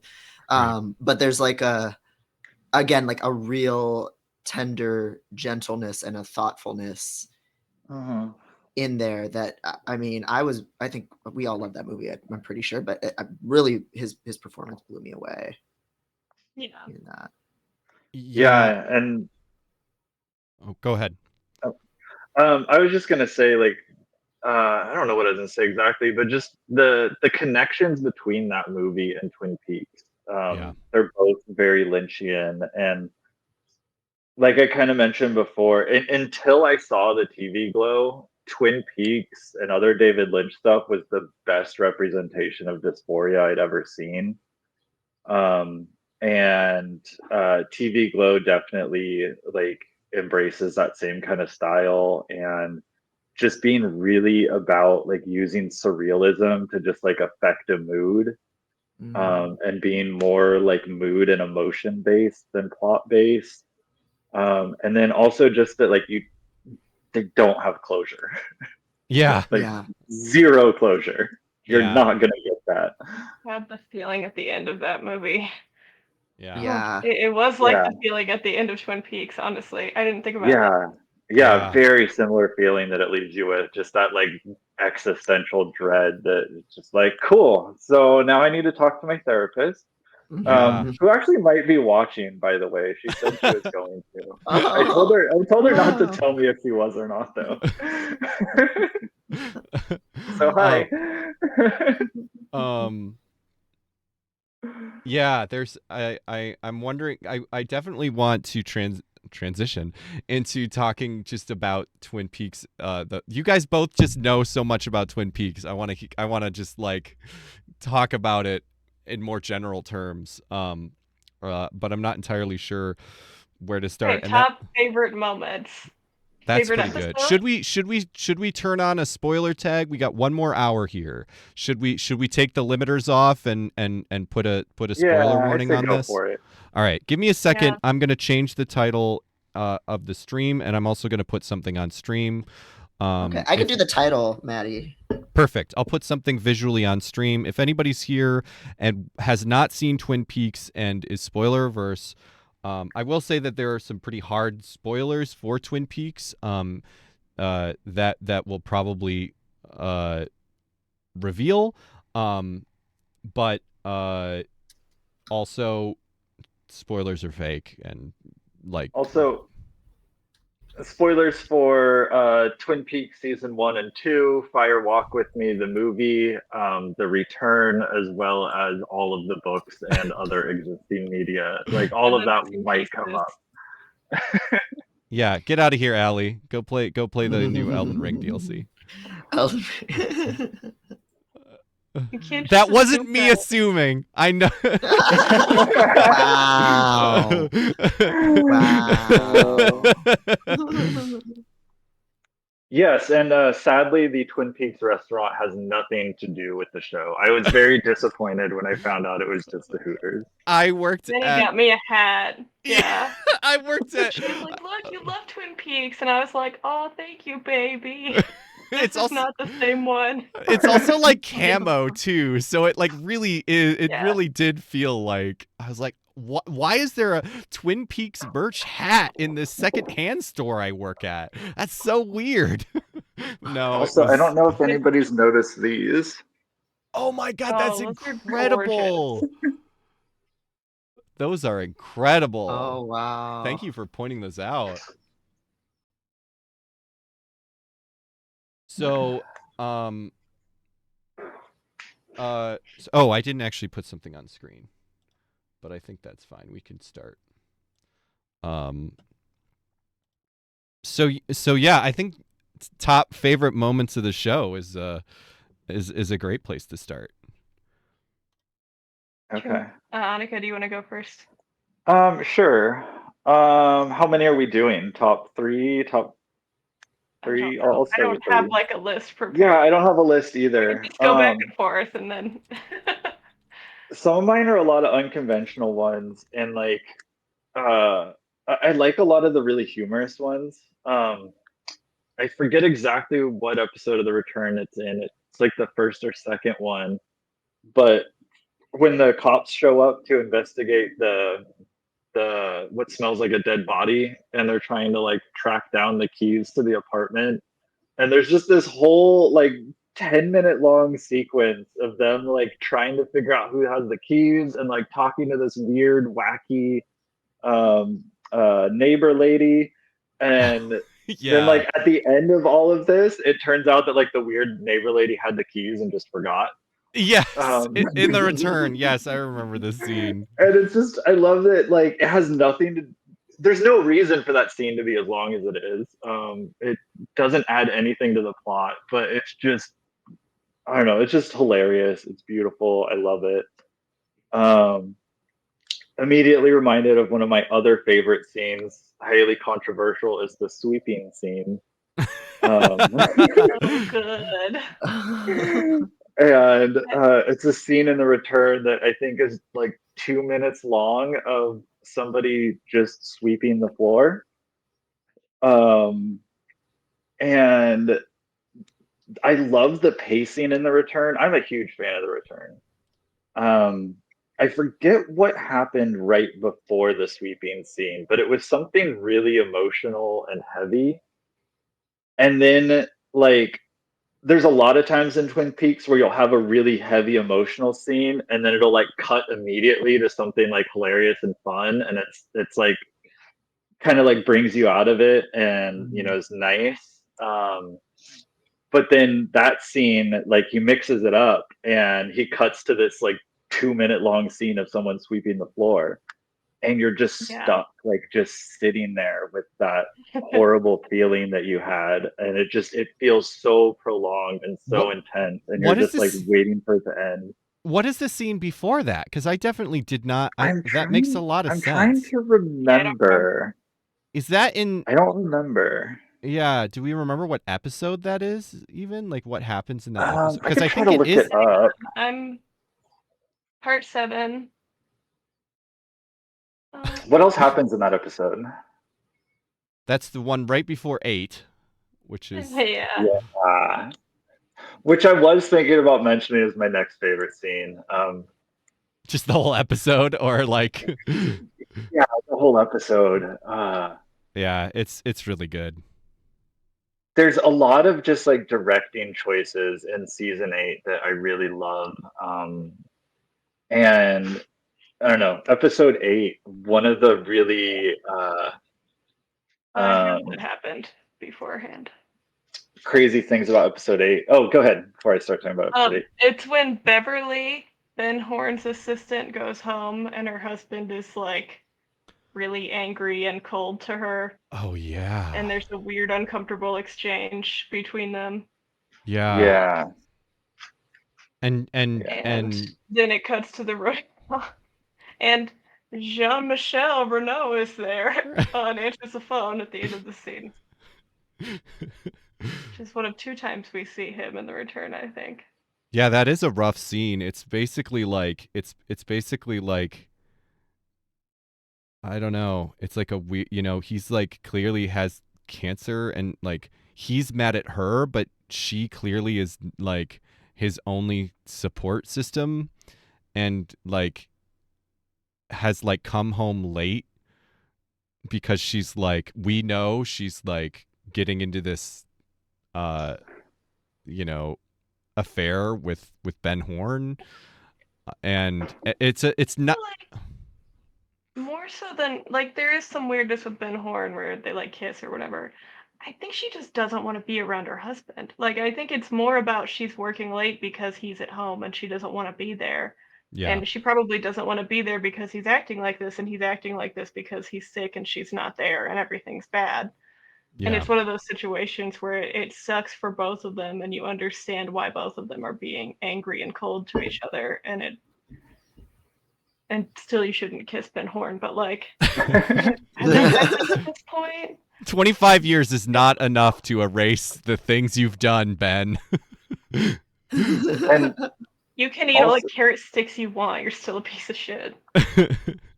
Also, like to that point, Megan, that's something I love about Lynch is that he's really good at showing like a really complex situation and getting you to understand it really quickly.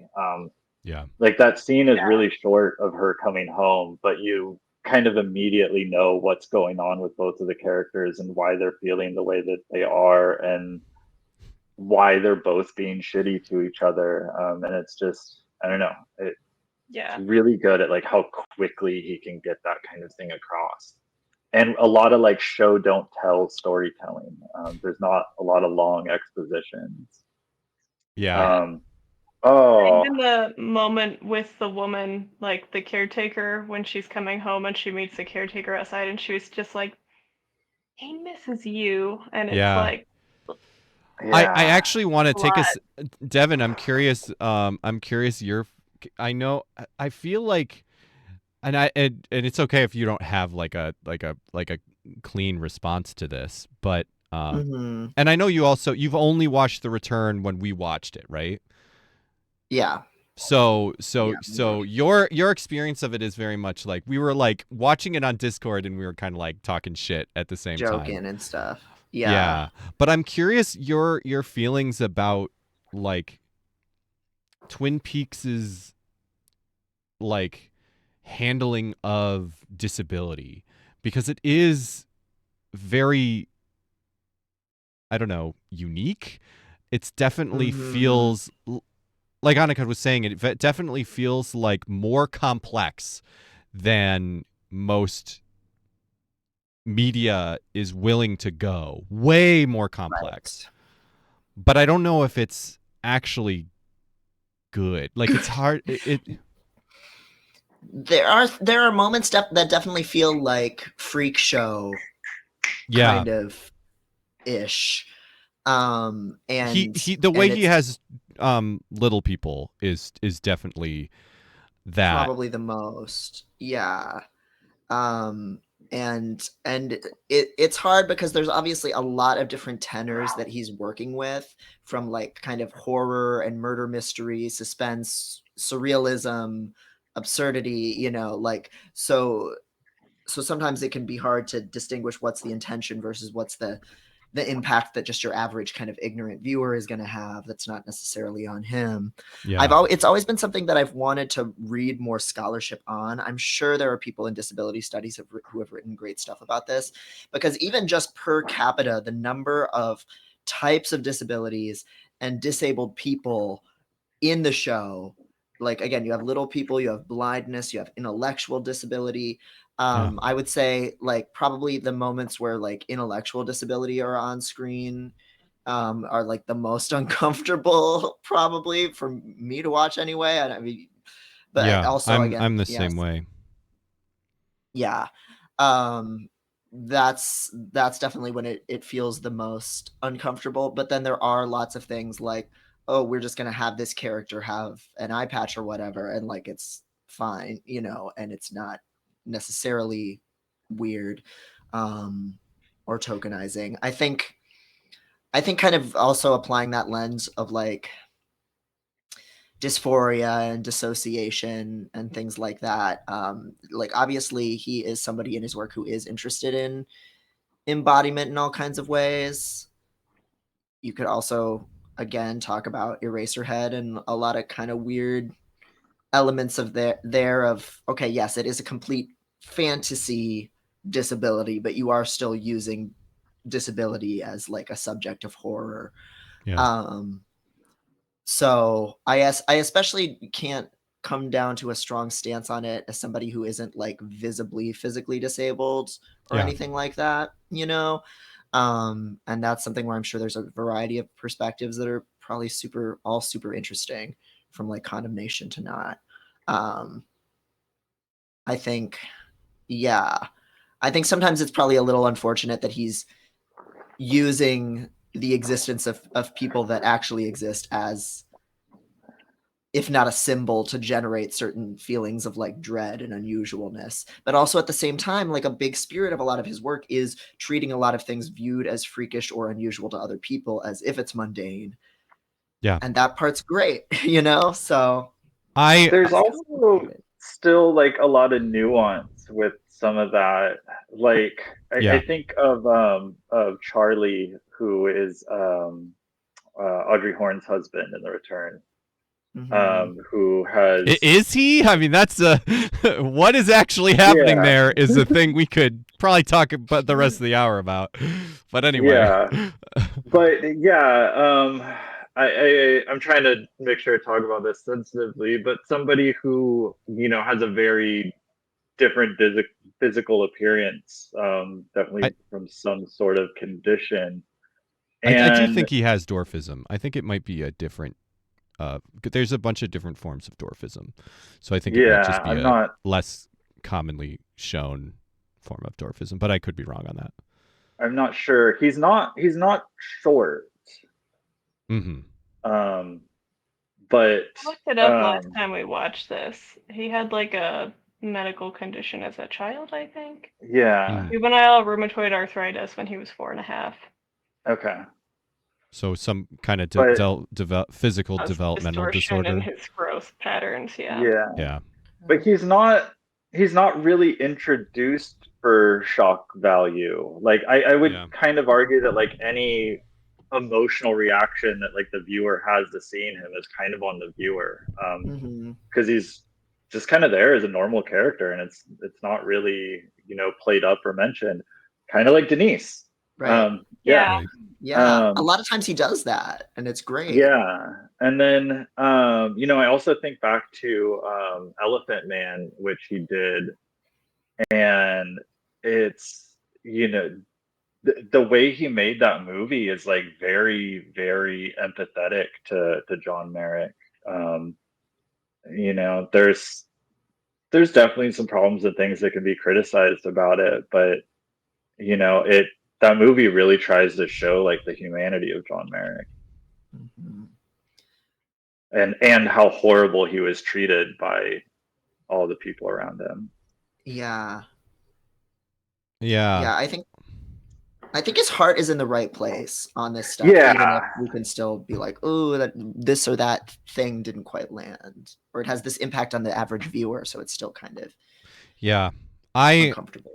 I have a really on rewatches have stopped watching the scene in The Return with Johnny and Richard Horne. But to be honest, it's hard because it is because that it feels too close to home for me. I had two siblings, one of whom my brother Ben, who's passed away. He, you know, had pretty severe intellectual disabilities, very much like the way Johnny is portrayed, and then I also had a very abusive brother who it is difficult to watch Richard Horne because he is like so close to the way that that brother is when he is at his most abusive. And so it's very hard in multiple different ways for me personally to watch that scene. But I think, and Johnny is such a weird, like, I have such mixed feelings about him, because he does seem to be sort of this, like, not played for laughs, but played for almost for like for horror, kind of, right? Yeah. Like, he is very much like, I think Twin Peaks in general is very much about the you know, the evil that men do. Yeah, and the evil and just the evil and horror that exists in suburban America, right? In small town America. And this is it's you know, it's the prom queen. The prom queen, you can't imagine, but she's actually doing a bunch of coke and being a sex worker at night, and like, this stuff that's normal. Like, that's not unrealistic, and the supernatural elements of it are just real things that are heightened, right? Like, you know, she's being sexually abused from the time she was a young child by her dad. That's a real thing that happens, and that is what this whole thing is trying to talk about. But also, it is this evil from another place, and that is just like showing how horrifying that is, right? Like, it's this real thing that they've then enhanced with paranormal shit. And you're kind of I was just say, you're touching on a lot of things I have like a lot of opinions about. Yeah. I guess I'll just finish the piece about disability specifically.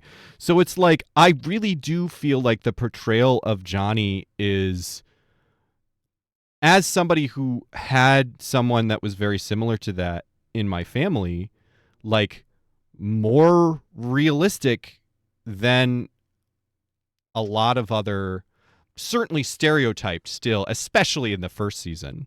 But also, there's like a portrayal there that I don't see. Like, you don't see people with that level of intellectual disabilities portrayed at all on screen, especially when it's not about them. And so I think that there is value to having that person on screen, but then it's tempered with, like, well, what are you trying to portray with that? And like, is this supposed to be horrifying?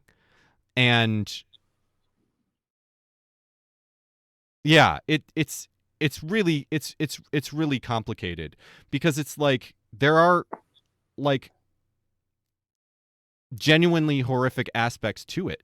You know, my brother never got the fucking help he needed. He was always in a situation where he wasn't able to communicate, and we, you know, could only do so much for him. And that is really portrayed really well in The Return. It's really upsetting the way that they portray, like, aging in a person like this, where it's just like, they are, you know, Johnny is still profoundly disabled, and he's not getting the help he needs. And they even kind of show, like, that the like, his mom is not taking good enough care of him, you know? Yeah. And that's hard, but it's not at all unrealistic.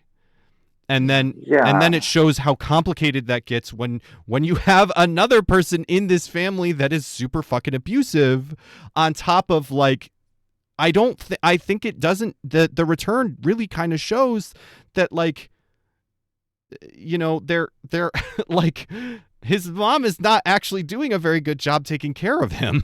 And it's not, it purposefully seems to be showing that he's not getting the help that he needs. And then, but that's complicated by the fact that, like, this family, although they have money, isn't getting the fucking, you know, they're also dealing with other shit. Richard Horn is like, you know, Richard didn't get the fucking help that he needed. You know what I mean? And they even talk about that, where it's like, you know, Ben Horn has that scene where he's like, you know, my dad got me a bike and I love that bike and all that shit, when he's talking about Richard Horn fucking killing somebody, because he's like, I wasn't the dad that should have been there. And then there's all this stuff with Audrey, where it's not even fucking clear what's happening, but clearly Audrey wasn't ever caretaking for Richard properly. So it's this complicated thing where I do think it's like it would be much better if these characters with intellectual disabilities had more agency, or characters with disabilities in general had more agency. But also there's aspects of it that is like, I don't know, I'm curious if you agree with me, Devin, that there are aspects of it that are showing it in a more real way than a lot of media does. I have heard, obviously we've all heard that Bob is the evil that men do, but I've heard a comparison that Judy is the evil that looks away. And I thought that was really interesting as far as like Sarah Palmer being the one who was aware of what was happening and didn't stop it. And I don't think that's necessarily a straight line to like she should have prevented it, but she was present. And like in general, Twin Peaks has themes of not seeing people or choosing not to look at people who are struggling. I'm about to lose audio. Oh, is your oh shit! Is the battery dying? Yeah, my headset's dying. I'm gonna try and figure it out. Okay. Okay, take your time.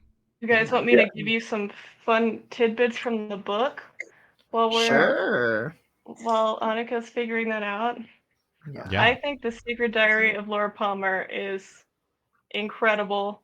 I highly recommend it with like a million content warnings because it is fucking rough. Is this the one that the actress did the audiobook for? There's an audiobook that came out fairly recently around the time of the return. I think shortly before the return. She did read the audiobook, and this starts when she is a little girl and she sounds like a little girl. And it starts after the abuse has already started. So I think it's like her 10th birthday present or something that she gets as 12. Yeah, she's her 12th birthday present. And one of the early diary entries, she references like a little boy showing his penis or something, and she's like I haven't seen one of those before. So she's already at this point being abused. But some interesting things you learn in the book. Ben Horn bought her a pony when she was like 13 or 14 secretly. And she then released that pony and shoot it away so it would run wild and free, and then later realized that it probably died because she did that, which I think adds something to Sarah Palmer seeing a white horse. And something that really stuck with me is that when she is little, her cat is hit by a car and killed. And then like 10 years later, no, not even that long, years later, she hits a cat with a car while she's like high and getting more booze to take back to Leo and Bobby or whatever. Not Bobby, Leo and Jacques. And it's like this weird time loop of her. It's like she hit her own cat with the car, and she has this awareness of like her life being a full circle of loss and grief and not being able to stop hurting people even though she's trying to. Wow. And she like has a conversation with this little girl about her cat. And it's just extremely a good book. And it's extremely difficult to read. I couldn't. I tried to listen to the audiobook and I was immediately like, nope, this is way too triggering. She also, I haven't read that in my opinion, having sex with Josie, and has just a list at one point of the initials of everyone she's had sex with, which is a lot of fodder for contemplation. Wow. But it's most of the adults. It's most of the adults in Twin Peaks. Oh my god. So I don't know. Some of the things I wanted to say in response to you, Maddie. First of all, thanks for sharing your firsthand experience with that. That's yeah. And I guess another thing I should say is this is very much like tempered by, again, I'm not intellectually disabled. Yeah. I'm just like a, somebody that had that in my family, and so that's like, definitely, which is so much like that is the perspective we get on people Mm-hmm. with intellectual disabilities, is like, especially parents of people with intellectual disabilities, and that what takes place is definitely from that perspective, which is why it was so hard for me. It is very clearly like from that outside, this like family members dealing with someone with intellectual disability, which, we should be centering, like, not only centering people with intellectual disabilities in these conversations, but also like, these people should have agency, and they like don't in their life, and then they don't in the stories that we tell about them, and that's like definitely a huge definitely, a huge problem with how it's portrayed in the show and in general. Yeah, I wanted to just kind of mention though too that like part of that story with Johnny is that Laura was taking care of him before she died. And she was mentioned as like being one of the only people that like knew how to take care of him and was good with him. Yeah.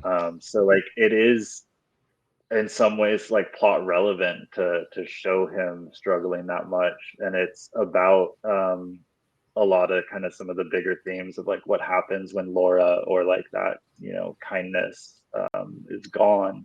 Yeah. And talks about him in the diary too. Okay. How she feels like maybe he's just quiet because the world is so broken. He doesn't want to be a part of it. Yeah, that's tough. Yeah. And also just like thinking about kind of the there's a lot of themes in Twin Peaks, but kind of the overall one is about Laura and about women being victims of domestic violence and everything. And that's a pretty big theme in a lot of Lynch's movies. And, some people have criticized him for, the putting women in fridges trope, where, he's just using the violence against women to like drive his plot along, and to like make his male characters into heroes. But I think that that's a little bit reductive, because he also has a lot of really great, strong female characters. We've got Norma, who is incredible. We got Nadine, who is her quirky self, living her best life, selling her silent drape runners. And then, I also think that the return, especially, I think a lot of people, to me, kind of misinterpret what it's about, and that it's about like challenging that idea of Cooper as like the male savior. Yeah, I agree. He's trying to be the male savior. His entire ego is wrapped up in going back in time and saving Laura. But it seems to me that the moral of the story is like ultimately that he can't do that, right, and that by not accepting that, he caused a lot of other problems. Yeah, arguably made things worse. Yeah. And I mean, even way back in season 2, Hawk warned him of that when he went into the lodge in the first place, and he was like, "No, I'm going to do it because I got to save Annie." Like, I think a lot of people have this idea in their head of Cooper as just this like super flawless, perfect Boy Scout, who is trying to save Laura, but I think the show's kind of critical of that character. I think it examines some of the flaws behind, that. Especially so the return feels like that's what it's about, is like both. I think that's why it's so interesting, is that it's about like, Cooper trying to go back and change the past, and like you were saying, trying to literally rewrite history and be that savior, and making things worse, and then also like also by that same measure, it's like a meta commentary of like being asked to do more Twin Peaks and like come back and like do the same story again, and like you know, like that's so interesting. But before we got too far away from it, I know that Annika had some audio issues and I wanted to put it off. So Devin, I don't know if there was more you wanted to say on that disability piece. I just before we got too far away from it. No, I don't think so. I think you added a lot of ways to think about it and what it's aiming to do, and while also highlighting that ultimately the people who can judge it the most on its merits and limitations are the people most left out of the equation. Yeah.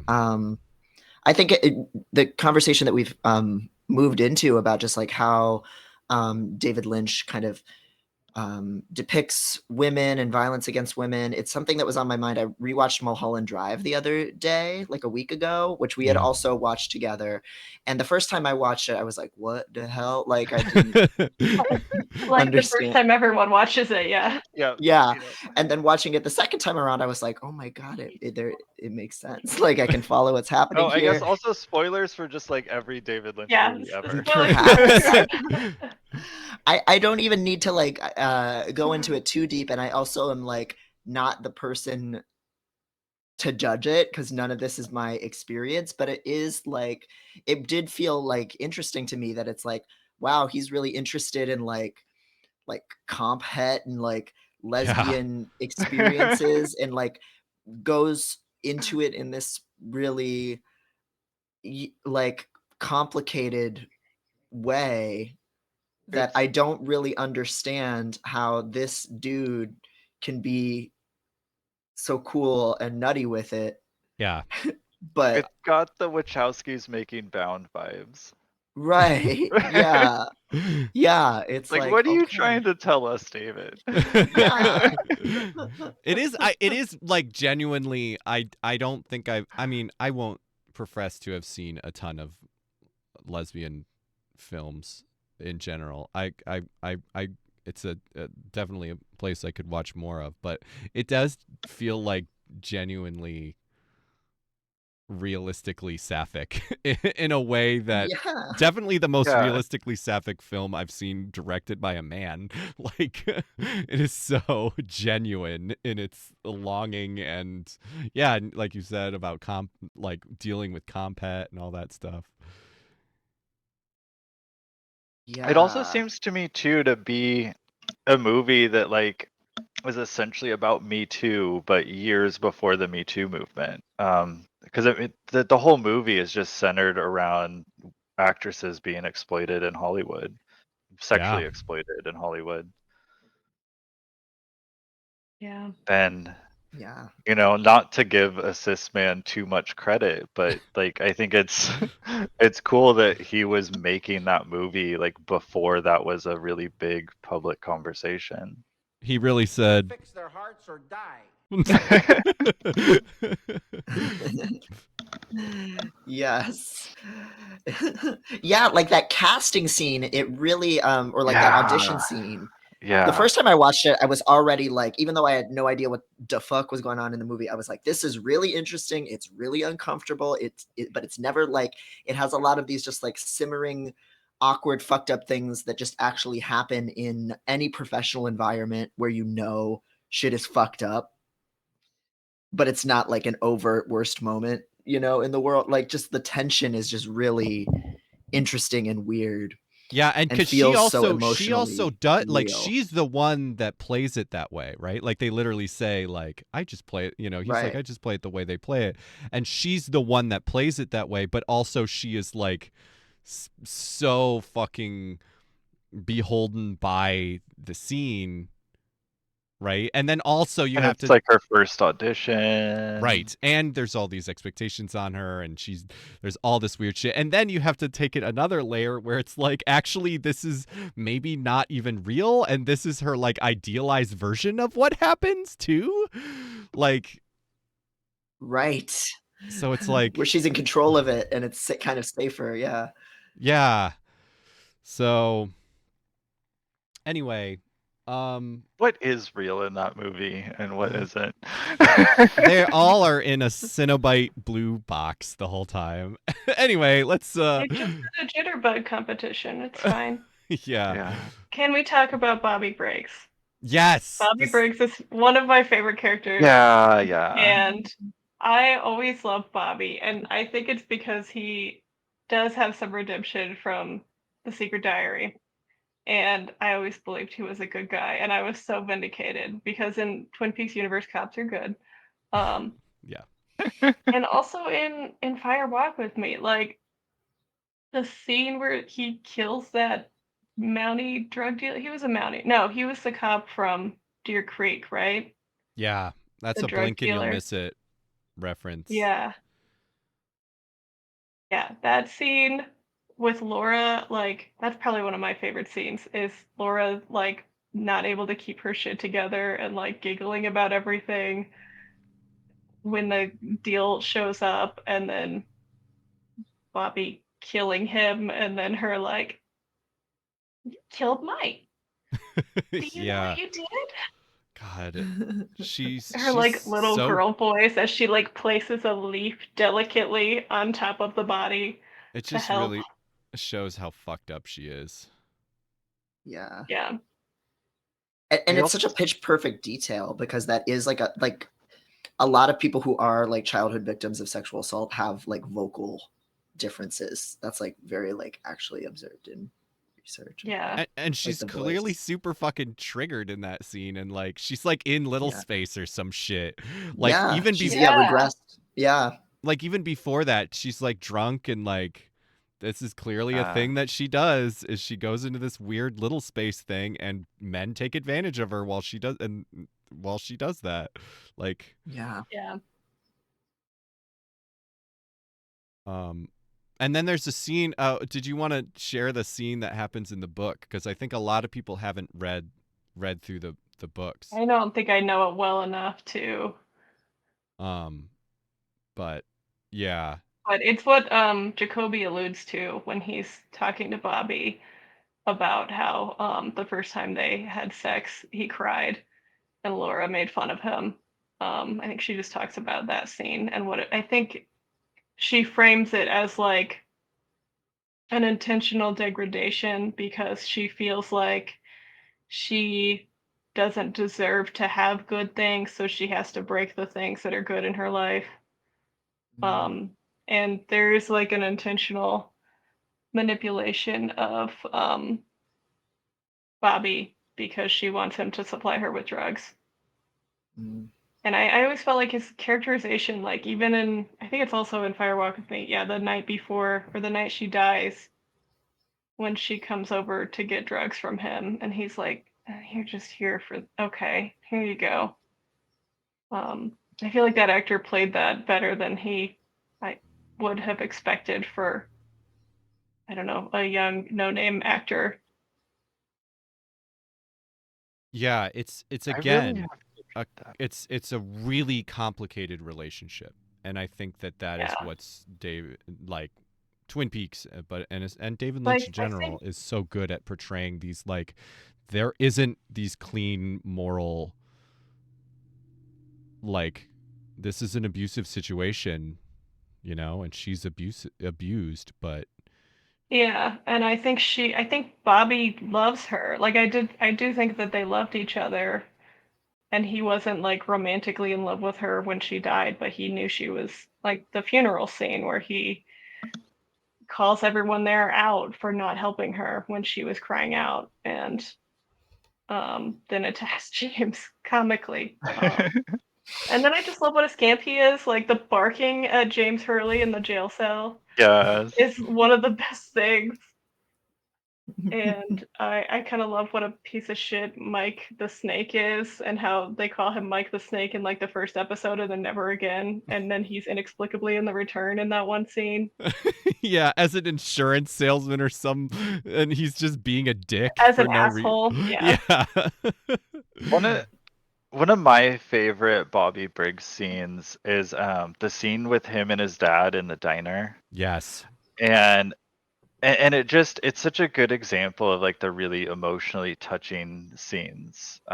His dad is just like giving him that big monologue about like a dream he saw of his son's future, where he like grows up to like be respectable and gets his shit together. And like I remember that scene just having a ton of emotional weight to it.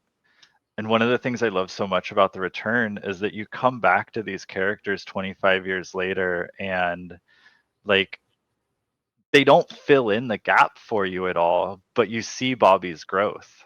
He's a completely different character. He grows into being a man. He's a cop, and as we said, cops are good in Twin Peaks. And it makes that speech from his father like have you're like, oh wow, like that got through to him, like that did something. Yes, that And scene is so good. Yeah, I love the way that The Return makes the original series better, with a lot of those things.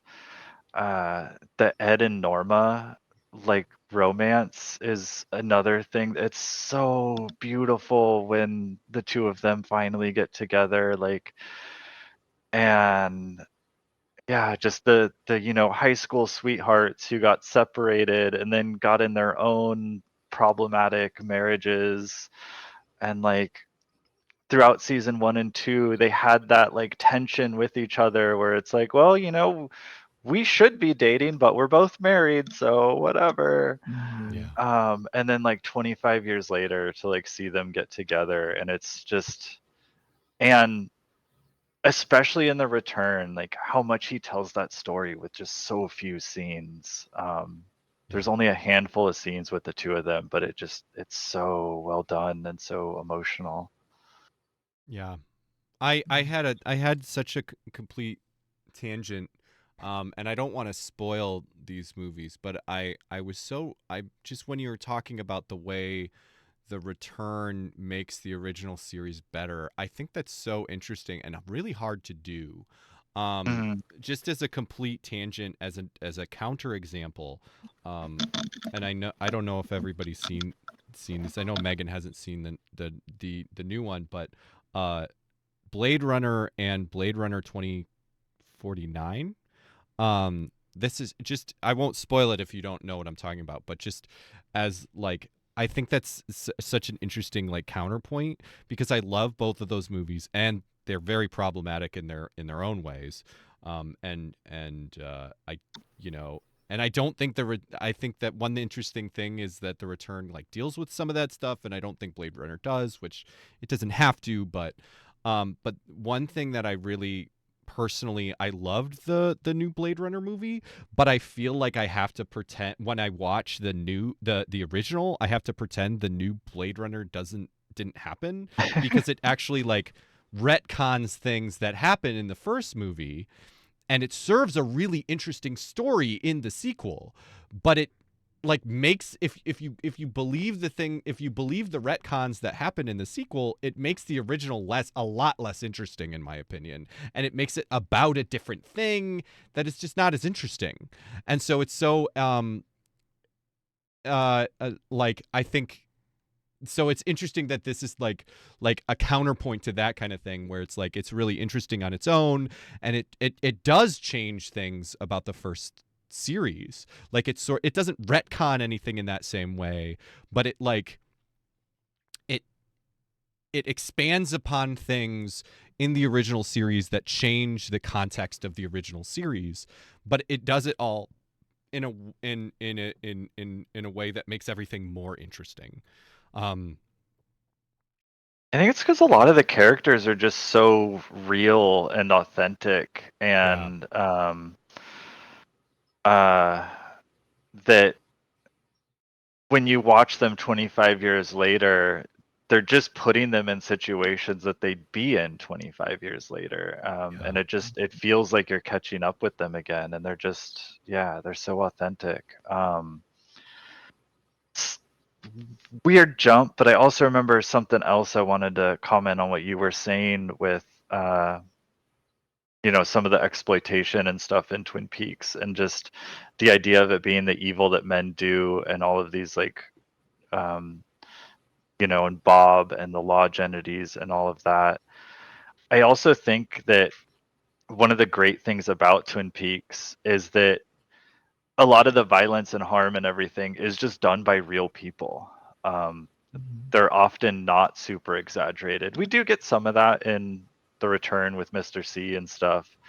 But for the most part, like, it's just like real people hurting each other in very monstrous ways. And Yeah. the bad guys and villains aren't demons. Like, they're just real people. Yeah. And even when they are demons, they're just exaggerated, like Yeah.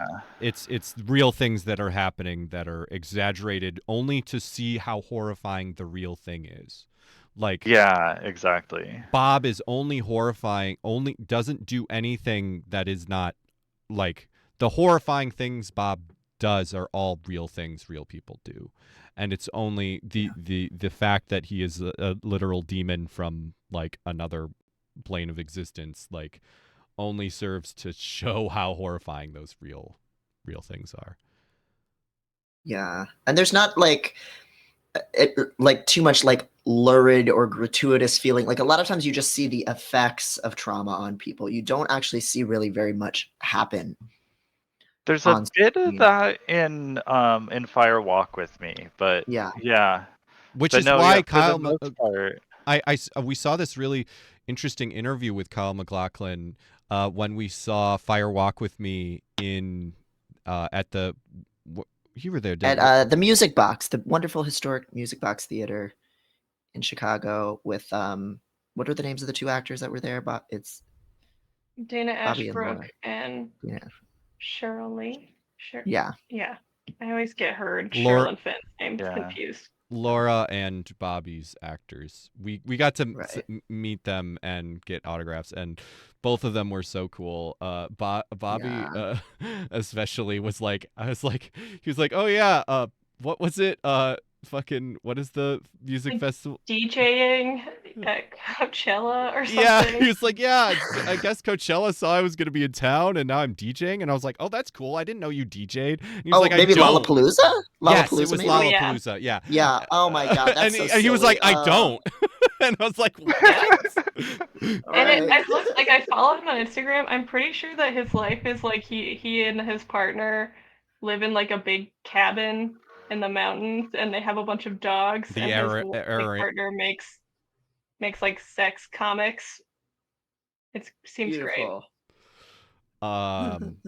But what I was gonna say is in the previews of that, they had all this really cool random Twin Peaks footage ephemera that was so cool. There was the Ruffles all the Japanese commercials. The Japanese commercials. There was a bunch of ads where Kyle MacLachlan literally was playing Cooper, and they just, like, he's in a suit and he's clearly supposed to be Cooper, but they don't call him Cooper because they don't actually have the rights to it.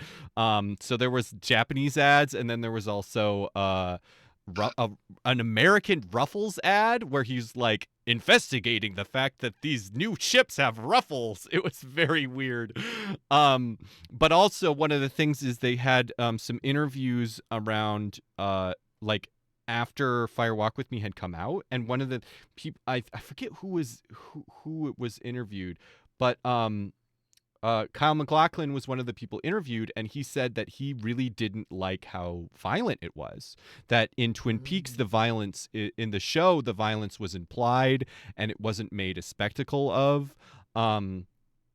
And he didn't, and in Fire Walk with Me, it was made a lot more explicit, which I thought was really interesting. And I think it was a reaction a lot of people had, because they were used to this kind of like, much like, much more like textually, there wasn't so much violence on screen, and textually it was a lot chiller. It's just like a soap opera. And then Fire Walk with Me is much more of a David Lynch movie and much more willing to go into that violence. So, but yeah, I didn't mean to, I just to add that context of what you were saying to that. Real quick too, on the subject of Fire Walk with Me and David Lynch and violence and everything. I forgot to mention the reason why he didn't want to do Manhunter. And it was because he read the script and he said that the story was too violent and completely deranged. When David Lynch says your plot is too violent and deranged. That's so wild. Yeah. So that makes it make even more sense as like his depictions being like a corrective for Silence of the Lambs. Definitely. Like, and also sorry to cut you off, Devin, but another thing that I kind of forgot to talk about too in all of that is that I feel like Lynch really avoids psychoanalyzing his characters. He doesn't. Yeah, that's Thomas Harris's whole fucking beat. Yes. Yeah. And we talked about that with a lot of the different ways that he displays like mental illness and disability and stuff. And even the way he talks about Leland being Laura's killer and a victim of sexual violence himself, like he doesn't try to like make that like a psychological disorder or anything. So I just think from like an ideological level that Lynch just hates Silence of the Lambs. Like it's just not his style story at all. Like he wouldn't do all of that pathologizing. Yeah, it's such a good point. Like as a Hannibal head, like every fucking Hannibal book is psychoanalysis shit. Yeah. Like that's definitely Harris's whole worldview. And he even sets up Hannibal, the character, as like the opponent to that, because Hannibal himself doesn't like any kind of analysis. But every book ends with like, oh, turns out like this this person became a killer because of this one bad thing that happened to them, and we're gonna they got Joker-fied by this event. Every book has like a this monster was made, not born, is a line in every book. Like and it's again like that idea that the Bob is the evil that men do, and that all of this violence is done by real people. It's not done by crazy monsters like Buffalo Bill. Like they're real people. So I think Lynch just probably really doesn't like Silence of the Lambs. Yeah. I love that reading of like, because that was also like a huge cultural phenomenon. Silence of the Lambs was a huge blockbuster, and which they didn't predict. So like Lynch also wouldn't have known it was going to be that popular, but right at the time. But like going through like the work in the wake of that in the years afterwards, later seasons and whatever, like, and to be fair to that 4-hour-long YouTube essay, which I did watch, analyzing Twin Peaks, a lot of it is about critiquing gratuitous violence on television. That's part of how that person interpreted a lot of David Lynch's intentions, and just talking about media, the media landscape in general, which I think it's fair to say he's interested in. I might be thinking of a different video. Was it the Twin Perfect one? Because I don't remember it going into all that. I don't remember the name of the creator. Okay. The Twin Perfect one is the like infamous one, but whatever. That's a whole can of worms. This is like an 8-hour video, so it might be a different one. Okay.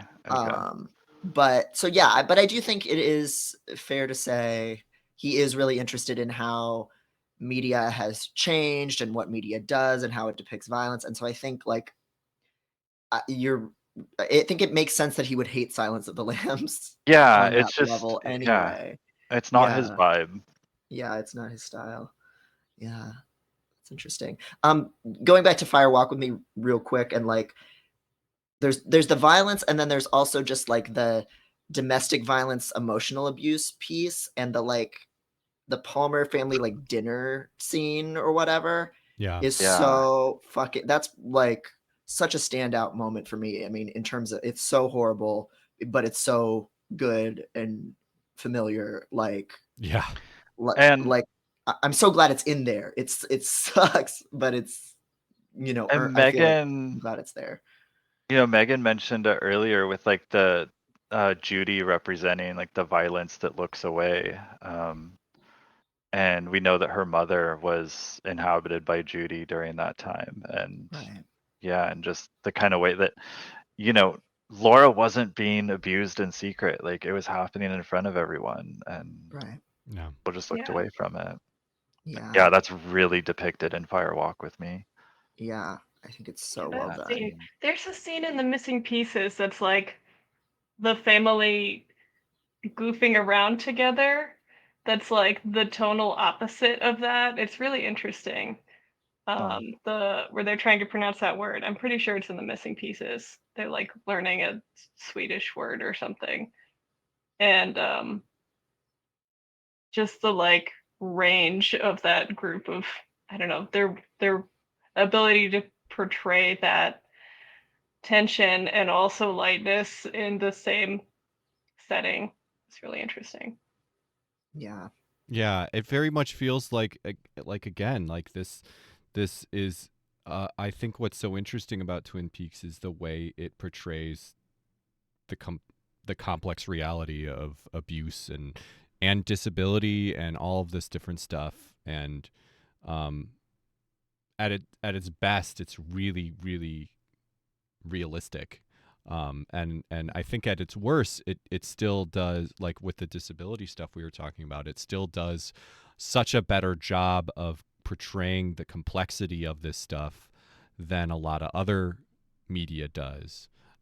Even if it's not with the trans stuff with Denise, it really shows it really does a better job showing that complexity, even if it's not like there are like aspects of it that it would be better if you know the David Lynch and Mark Frost had like learned more about it or something like that, right? Like or interrogated themselves more about, and stuff like that. Like, it would have been better if Denise was played by a trans actress. And that's something that if, I'm sure if they're like actual trans people were more involved, and hopefully they already were, that would have happened, but it didn't. But it's still like, even within those shortfalls, like it still manages to get closer to the realistic complexity that exists. Yeah. Definitely. I think that is kind of our time. Last question: which Donna was better? Oh. I'm partial to Laura Flynn Boyle because she's so bitchy. If anyone isn't familiar, there is a different actress in Fire Walk with Me for Donna, which I don't remember her name.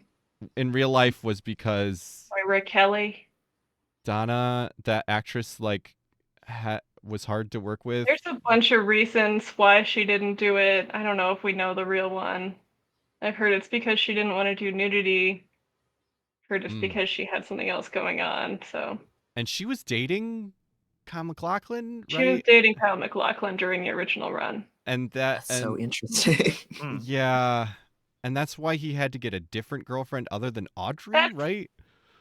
Yeah, that's the story, is that she didn't like him and Sherilyn Fenn having a romance, and so they introduced Annie. But who knows? It also seems weird that Laura Flynn Boyle had that much control over like script decisions, so who knows? Yeah. I think we're all glad that Cooper didn't end up with Audrey, though, as far as the high school girl of it all. Yeah. I also love that scene with him turning her down. Is so sweet too. Yeah. Yeah. What are our hard outs? Because I had one thing I was thinking of. Where are you at, time. I have a little time. If you don't mind me eating this taco quietly. No, please. I've got time. I have time, but it is 75 degrees in my office. Oh, so God, yeah, that's right. Okay, just very briefly, we talked about Dougie before we went to spoilers, and I wanted to and I want, especially for Seb, I think that and I don't know how, I think this is probably well like agreed upon, but I'm curious, Annika, your take. But I think that the reason Dougie was the way he was Because the one thing that's annoying about Dougie is he's so fucked up. He's so clearly fucked up, and no one sees it, right? Like literally nobody sees it. Like they'll be like, "Huh, he's kind of acting a little strange," and not realizing he's literally nonverbal. And like he's having one of his episodes. They'll say. Right. So my theory is, and I'm curious if you agree with me, is that they are literally being prevented from seeing that he's fucked up by the Black Lodge, because the Black Lodge is like, or the White Lodge, I don't know, it's unclear. The arm, is the firemen, they're clearly steering things, right? Like they're like, go towards this slot machine because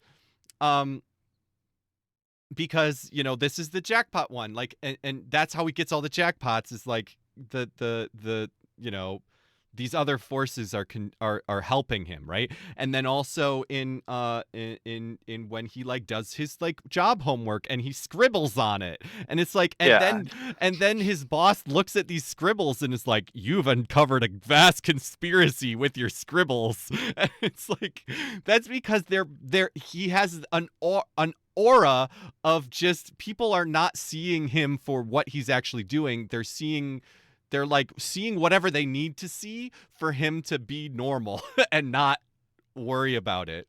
And that's why, like, and so the only person that kind of is starting to be a little bit like, what the fuck is happening, is his wife, Janie E.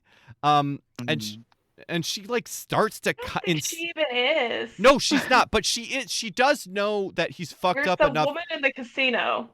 Right. But like, she's sort of like, she takes him to the doctor, like she realizes enough that he should go to the doctor, but then she just, the doctor is just like, well, he's in great health, and then she has great sex and forgets about it. Right, she's like, oh, maybe he is fucked up, but sitting there like, yeah. Oh maybe my God. Maybe he is different, but maybe that's better. Like, so I don't know. My theory on all of that is like, those are the parts of Twin Peaks that I just try not to think too much about. You try to just have like the suspension of disbelief. Yeah, and like your reaction or explanation of like the lodge spirits having something to do with like, maybe Dougie has like an aura around him that like influences everybody. Like, sure, I'm on board. Why not? Like, just like a wizard did it. Okay. Like, there's actually a thing in one of the sequels to what is it? The 42 the Gotta Bring Your Towel.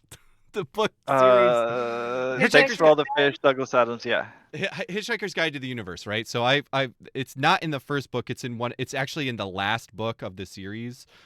There is actually they like, spoilers for that, 40-year-old series, but they like, somehow Earth, I forget the details, but like Earth comes back and Earth exists again. And so they go back to Earth, but they have to stay cloaked. And so they have this cloaking method that is, I forget exactly what it's called. If anyone, if anybody remembers, in the chat, I would love to know the exact name. But it's basically like, it's the not my problem field. And it literally is like, there are like literally there are aliens coming down, and I think they're like literally on a baseball field, like throwing the pitches and stuff, but they have a cloaking device that makes everybody look like that makes everyone feel like that's not my problem, and so I don't have to worry about it. So they're literally seeing the aliens, but it's not their problem, so they just ignore it, and they literally can't even understand that what they're looking at is out of place. And I think that's literally what is happening. British politics. Yeah. But I think that's literally like, Dougie has that. He just has an aura of like, this is actually fine. Like, I do have something else to kind of comment about that though. Yeah, go on. And I'm not gonna take full credit for this idea. I got it from a video essay about Twin Peaks that I do recommend from Maggie Mayfish. And one of the things she talks about in there is, the original Twin Peaks in 1990s was a parody of soap operas and popular television at the time, and like engaging with a lot of those tropes. And she talks about how the return is in a lot of ways engaging with TV from like the 2010s and commenting on Sopranos and Breaking Bad and stuff. And so part of Dougie's character is kind of representing that like male lead character who just kind of bumbles through the plot, and like everyone just gives them a pass constantly on all of their behavior, and kind of that like male privilege of like not having to do as much, in the way that like a lot of the female characters are kind of sidelined while like the boring male characters get a lot of attention. She explains it way better than me. I definitely recommend watching her video, but that really changed a lot of the way I view Dougie. It makes a lot of sense. You should watch that video today, Maddie, because I'm like hyped to have Twin Peaks engagement right now. I know. Maybe we should rewatch it all. I've got time. I would love to watch it with you off stream. That would be fun. Oh, hell yeah. Oh, Yeah, that would be amazing. Yeah. I have a question. What everybody's favorite... Twin Peaks has obviously had such a huge influence on so many types of media.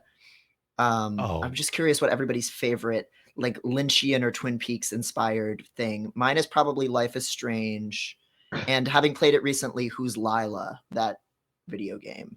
But there's an endless amount of stuff out there. I will say, I'll go first, because there might be one that you like more and you just didn't know was Lynch inspired, but that's Zelda, the Link to the Link's Past. Awakening. Or Link's Awakening, yeah. Link's Awakening. Mm-hmm. Right, because that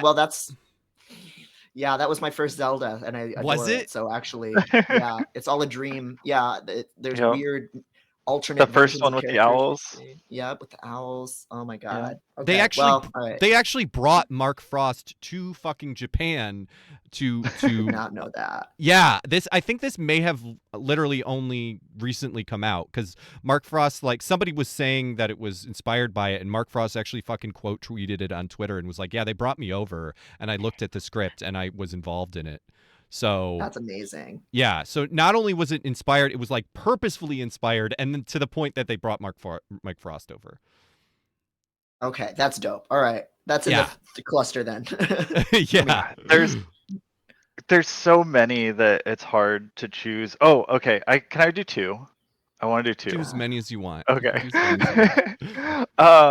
One of them is Deadly Premonition. It's an absolutely terrible game. Oh yeah. Maybe we'll pull up a clip actually. I would never recommend this game to anyone. Don't play it. It's a like Resident Evil style survival horror, except it's open world and you also have to like do jobs to get money to like buy ammo. It's I wish it weren't a video game, because all of the video game parts of it are terrible, but the story is amazing. Just like the driving mechanic where he talks to like himself about old movies. It's great. It's so closely inspired by Twin Peaks that they got sued during production and had to change a bunch of stuff. Whoa. Tea, right? Huh? Switch to tea. Yeah, he drinks tea instead of coffee. Instead of the log lady, it's the pot lady who has a stew that she's worried about getting cold. And it's just like, it's a fan game, but it's also like more than a fan game. Like it got released on console. Like it's a big game, but I don't know. It just has so much heart and character. It's also, I love it. And it's endearing also, and terrible. It's also a lot molded by the fact that the creator literally had to add zombies into it, because Resident Evil and Silent Hill were a big deal at the time, and they like literally wouldn't make it. They were like, no, you have to have combat in this game. And so he kind of was like forced to add these like weird zombie fighting scenes that don't. I haven't played or watched almost most of it, but my Maybe understanding. we can play it on your stream, Maddie. We should. That's like that is the list of. That out there. It's on the list. It's on the list. It's yes. rough. People it's yell rough. at more people need to yell at me to start streaming on my private channel. I yell at you regularly. I know. In your home, I yell at you. I know. Yeah. Can I get back into it? My second one. Wait, hold on. Let's not this whole scene, but yeah, sure. Sure, that's one way of looking at it, but it's totally wrong.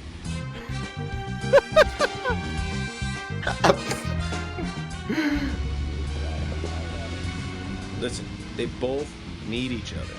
It's called interdependency, and they both know it. I'm just trying to see. He does terrible things to Tom, nasty, even sadistic things. And then there's like he gets in a car accident. You know, Silent Hill-esque guy with an axe. I just remember there's a squirrel in this scene. I'm trying to remember.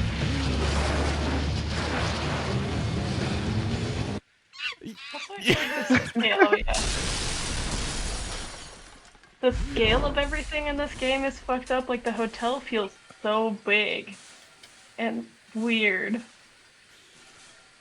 It's also got that weird Lynch vibe of like where you can never tell if things are intentional or not. Like the scale of the hotel. Like, is that shitty game design, or was it supposed to be that way to feel unsettling? Who knows? Yeah, but David Lynch tried to play it. He probably doesn't know. Yeah. I tried to play it with my brother years ago, and we were waiting for like a town meeting to start, and we were like trying to kill time in game. And we were like, it's so boring to just wait for this thing. And then there's like a smoke a cigarette option. And then 8 hours pass and we missed the meeting. And we like rage quit and never played it again. Yep. So what's your other one? So my other one is this German movie, Der Samurai. And I don't want to talk about it too much because I want to avoid spoilers. But it's an amazing trans allegory. It is a cis dude playing the character, but you know, all that and its complications and stuff. And we take what we can get here. it's this very surreal movie that feels very Lynchian in the way that it tells its story and the way that it kind of talks about identity and stuff. If anybody wants to watch it and DM me about it on Instagram, I would love to talk about it, but I can't talk about it too much without spoiling it. Fantastic movie. It is subtitled. And it's also like a fun kind of reclamation of like the trans serial killer horror genre. So very cool. Yeah, I love it. It's great. We'll have to watch that, Megan. There's Samurai. Mm-hmm. Megan, do you have another one other than Deadly Premonition? Night Vale is a big one. Yeah. And definitely takes strong inspiration from Twin Peaks, including the main character being named Cecil Palmer after the Palmer family. Also, like most video games I've played, and I mean, most video games that are like my top list draw heavily. I would say Oxenfree does have a lot of Twin Peaks vibes, and then like a lot of others. But I just look for media that's Twin Peaks. Yeah, there's bits in there. It's not as Alan Wake is massively. Yeah, for sure. Alan Wake is almost another game that could be a like practically a fan game. In a lot of ways. The lady with the lamp is literally just holds exactly like the log lady. Like she's just the log lady, but she's the lamp lady. Mm-hmm.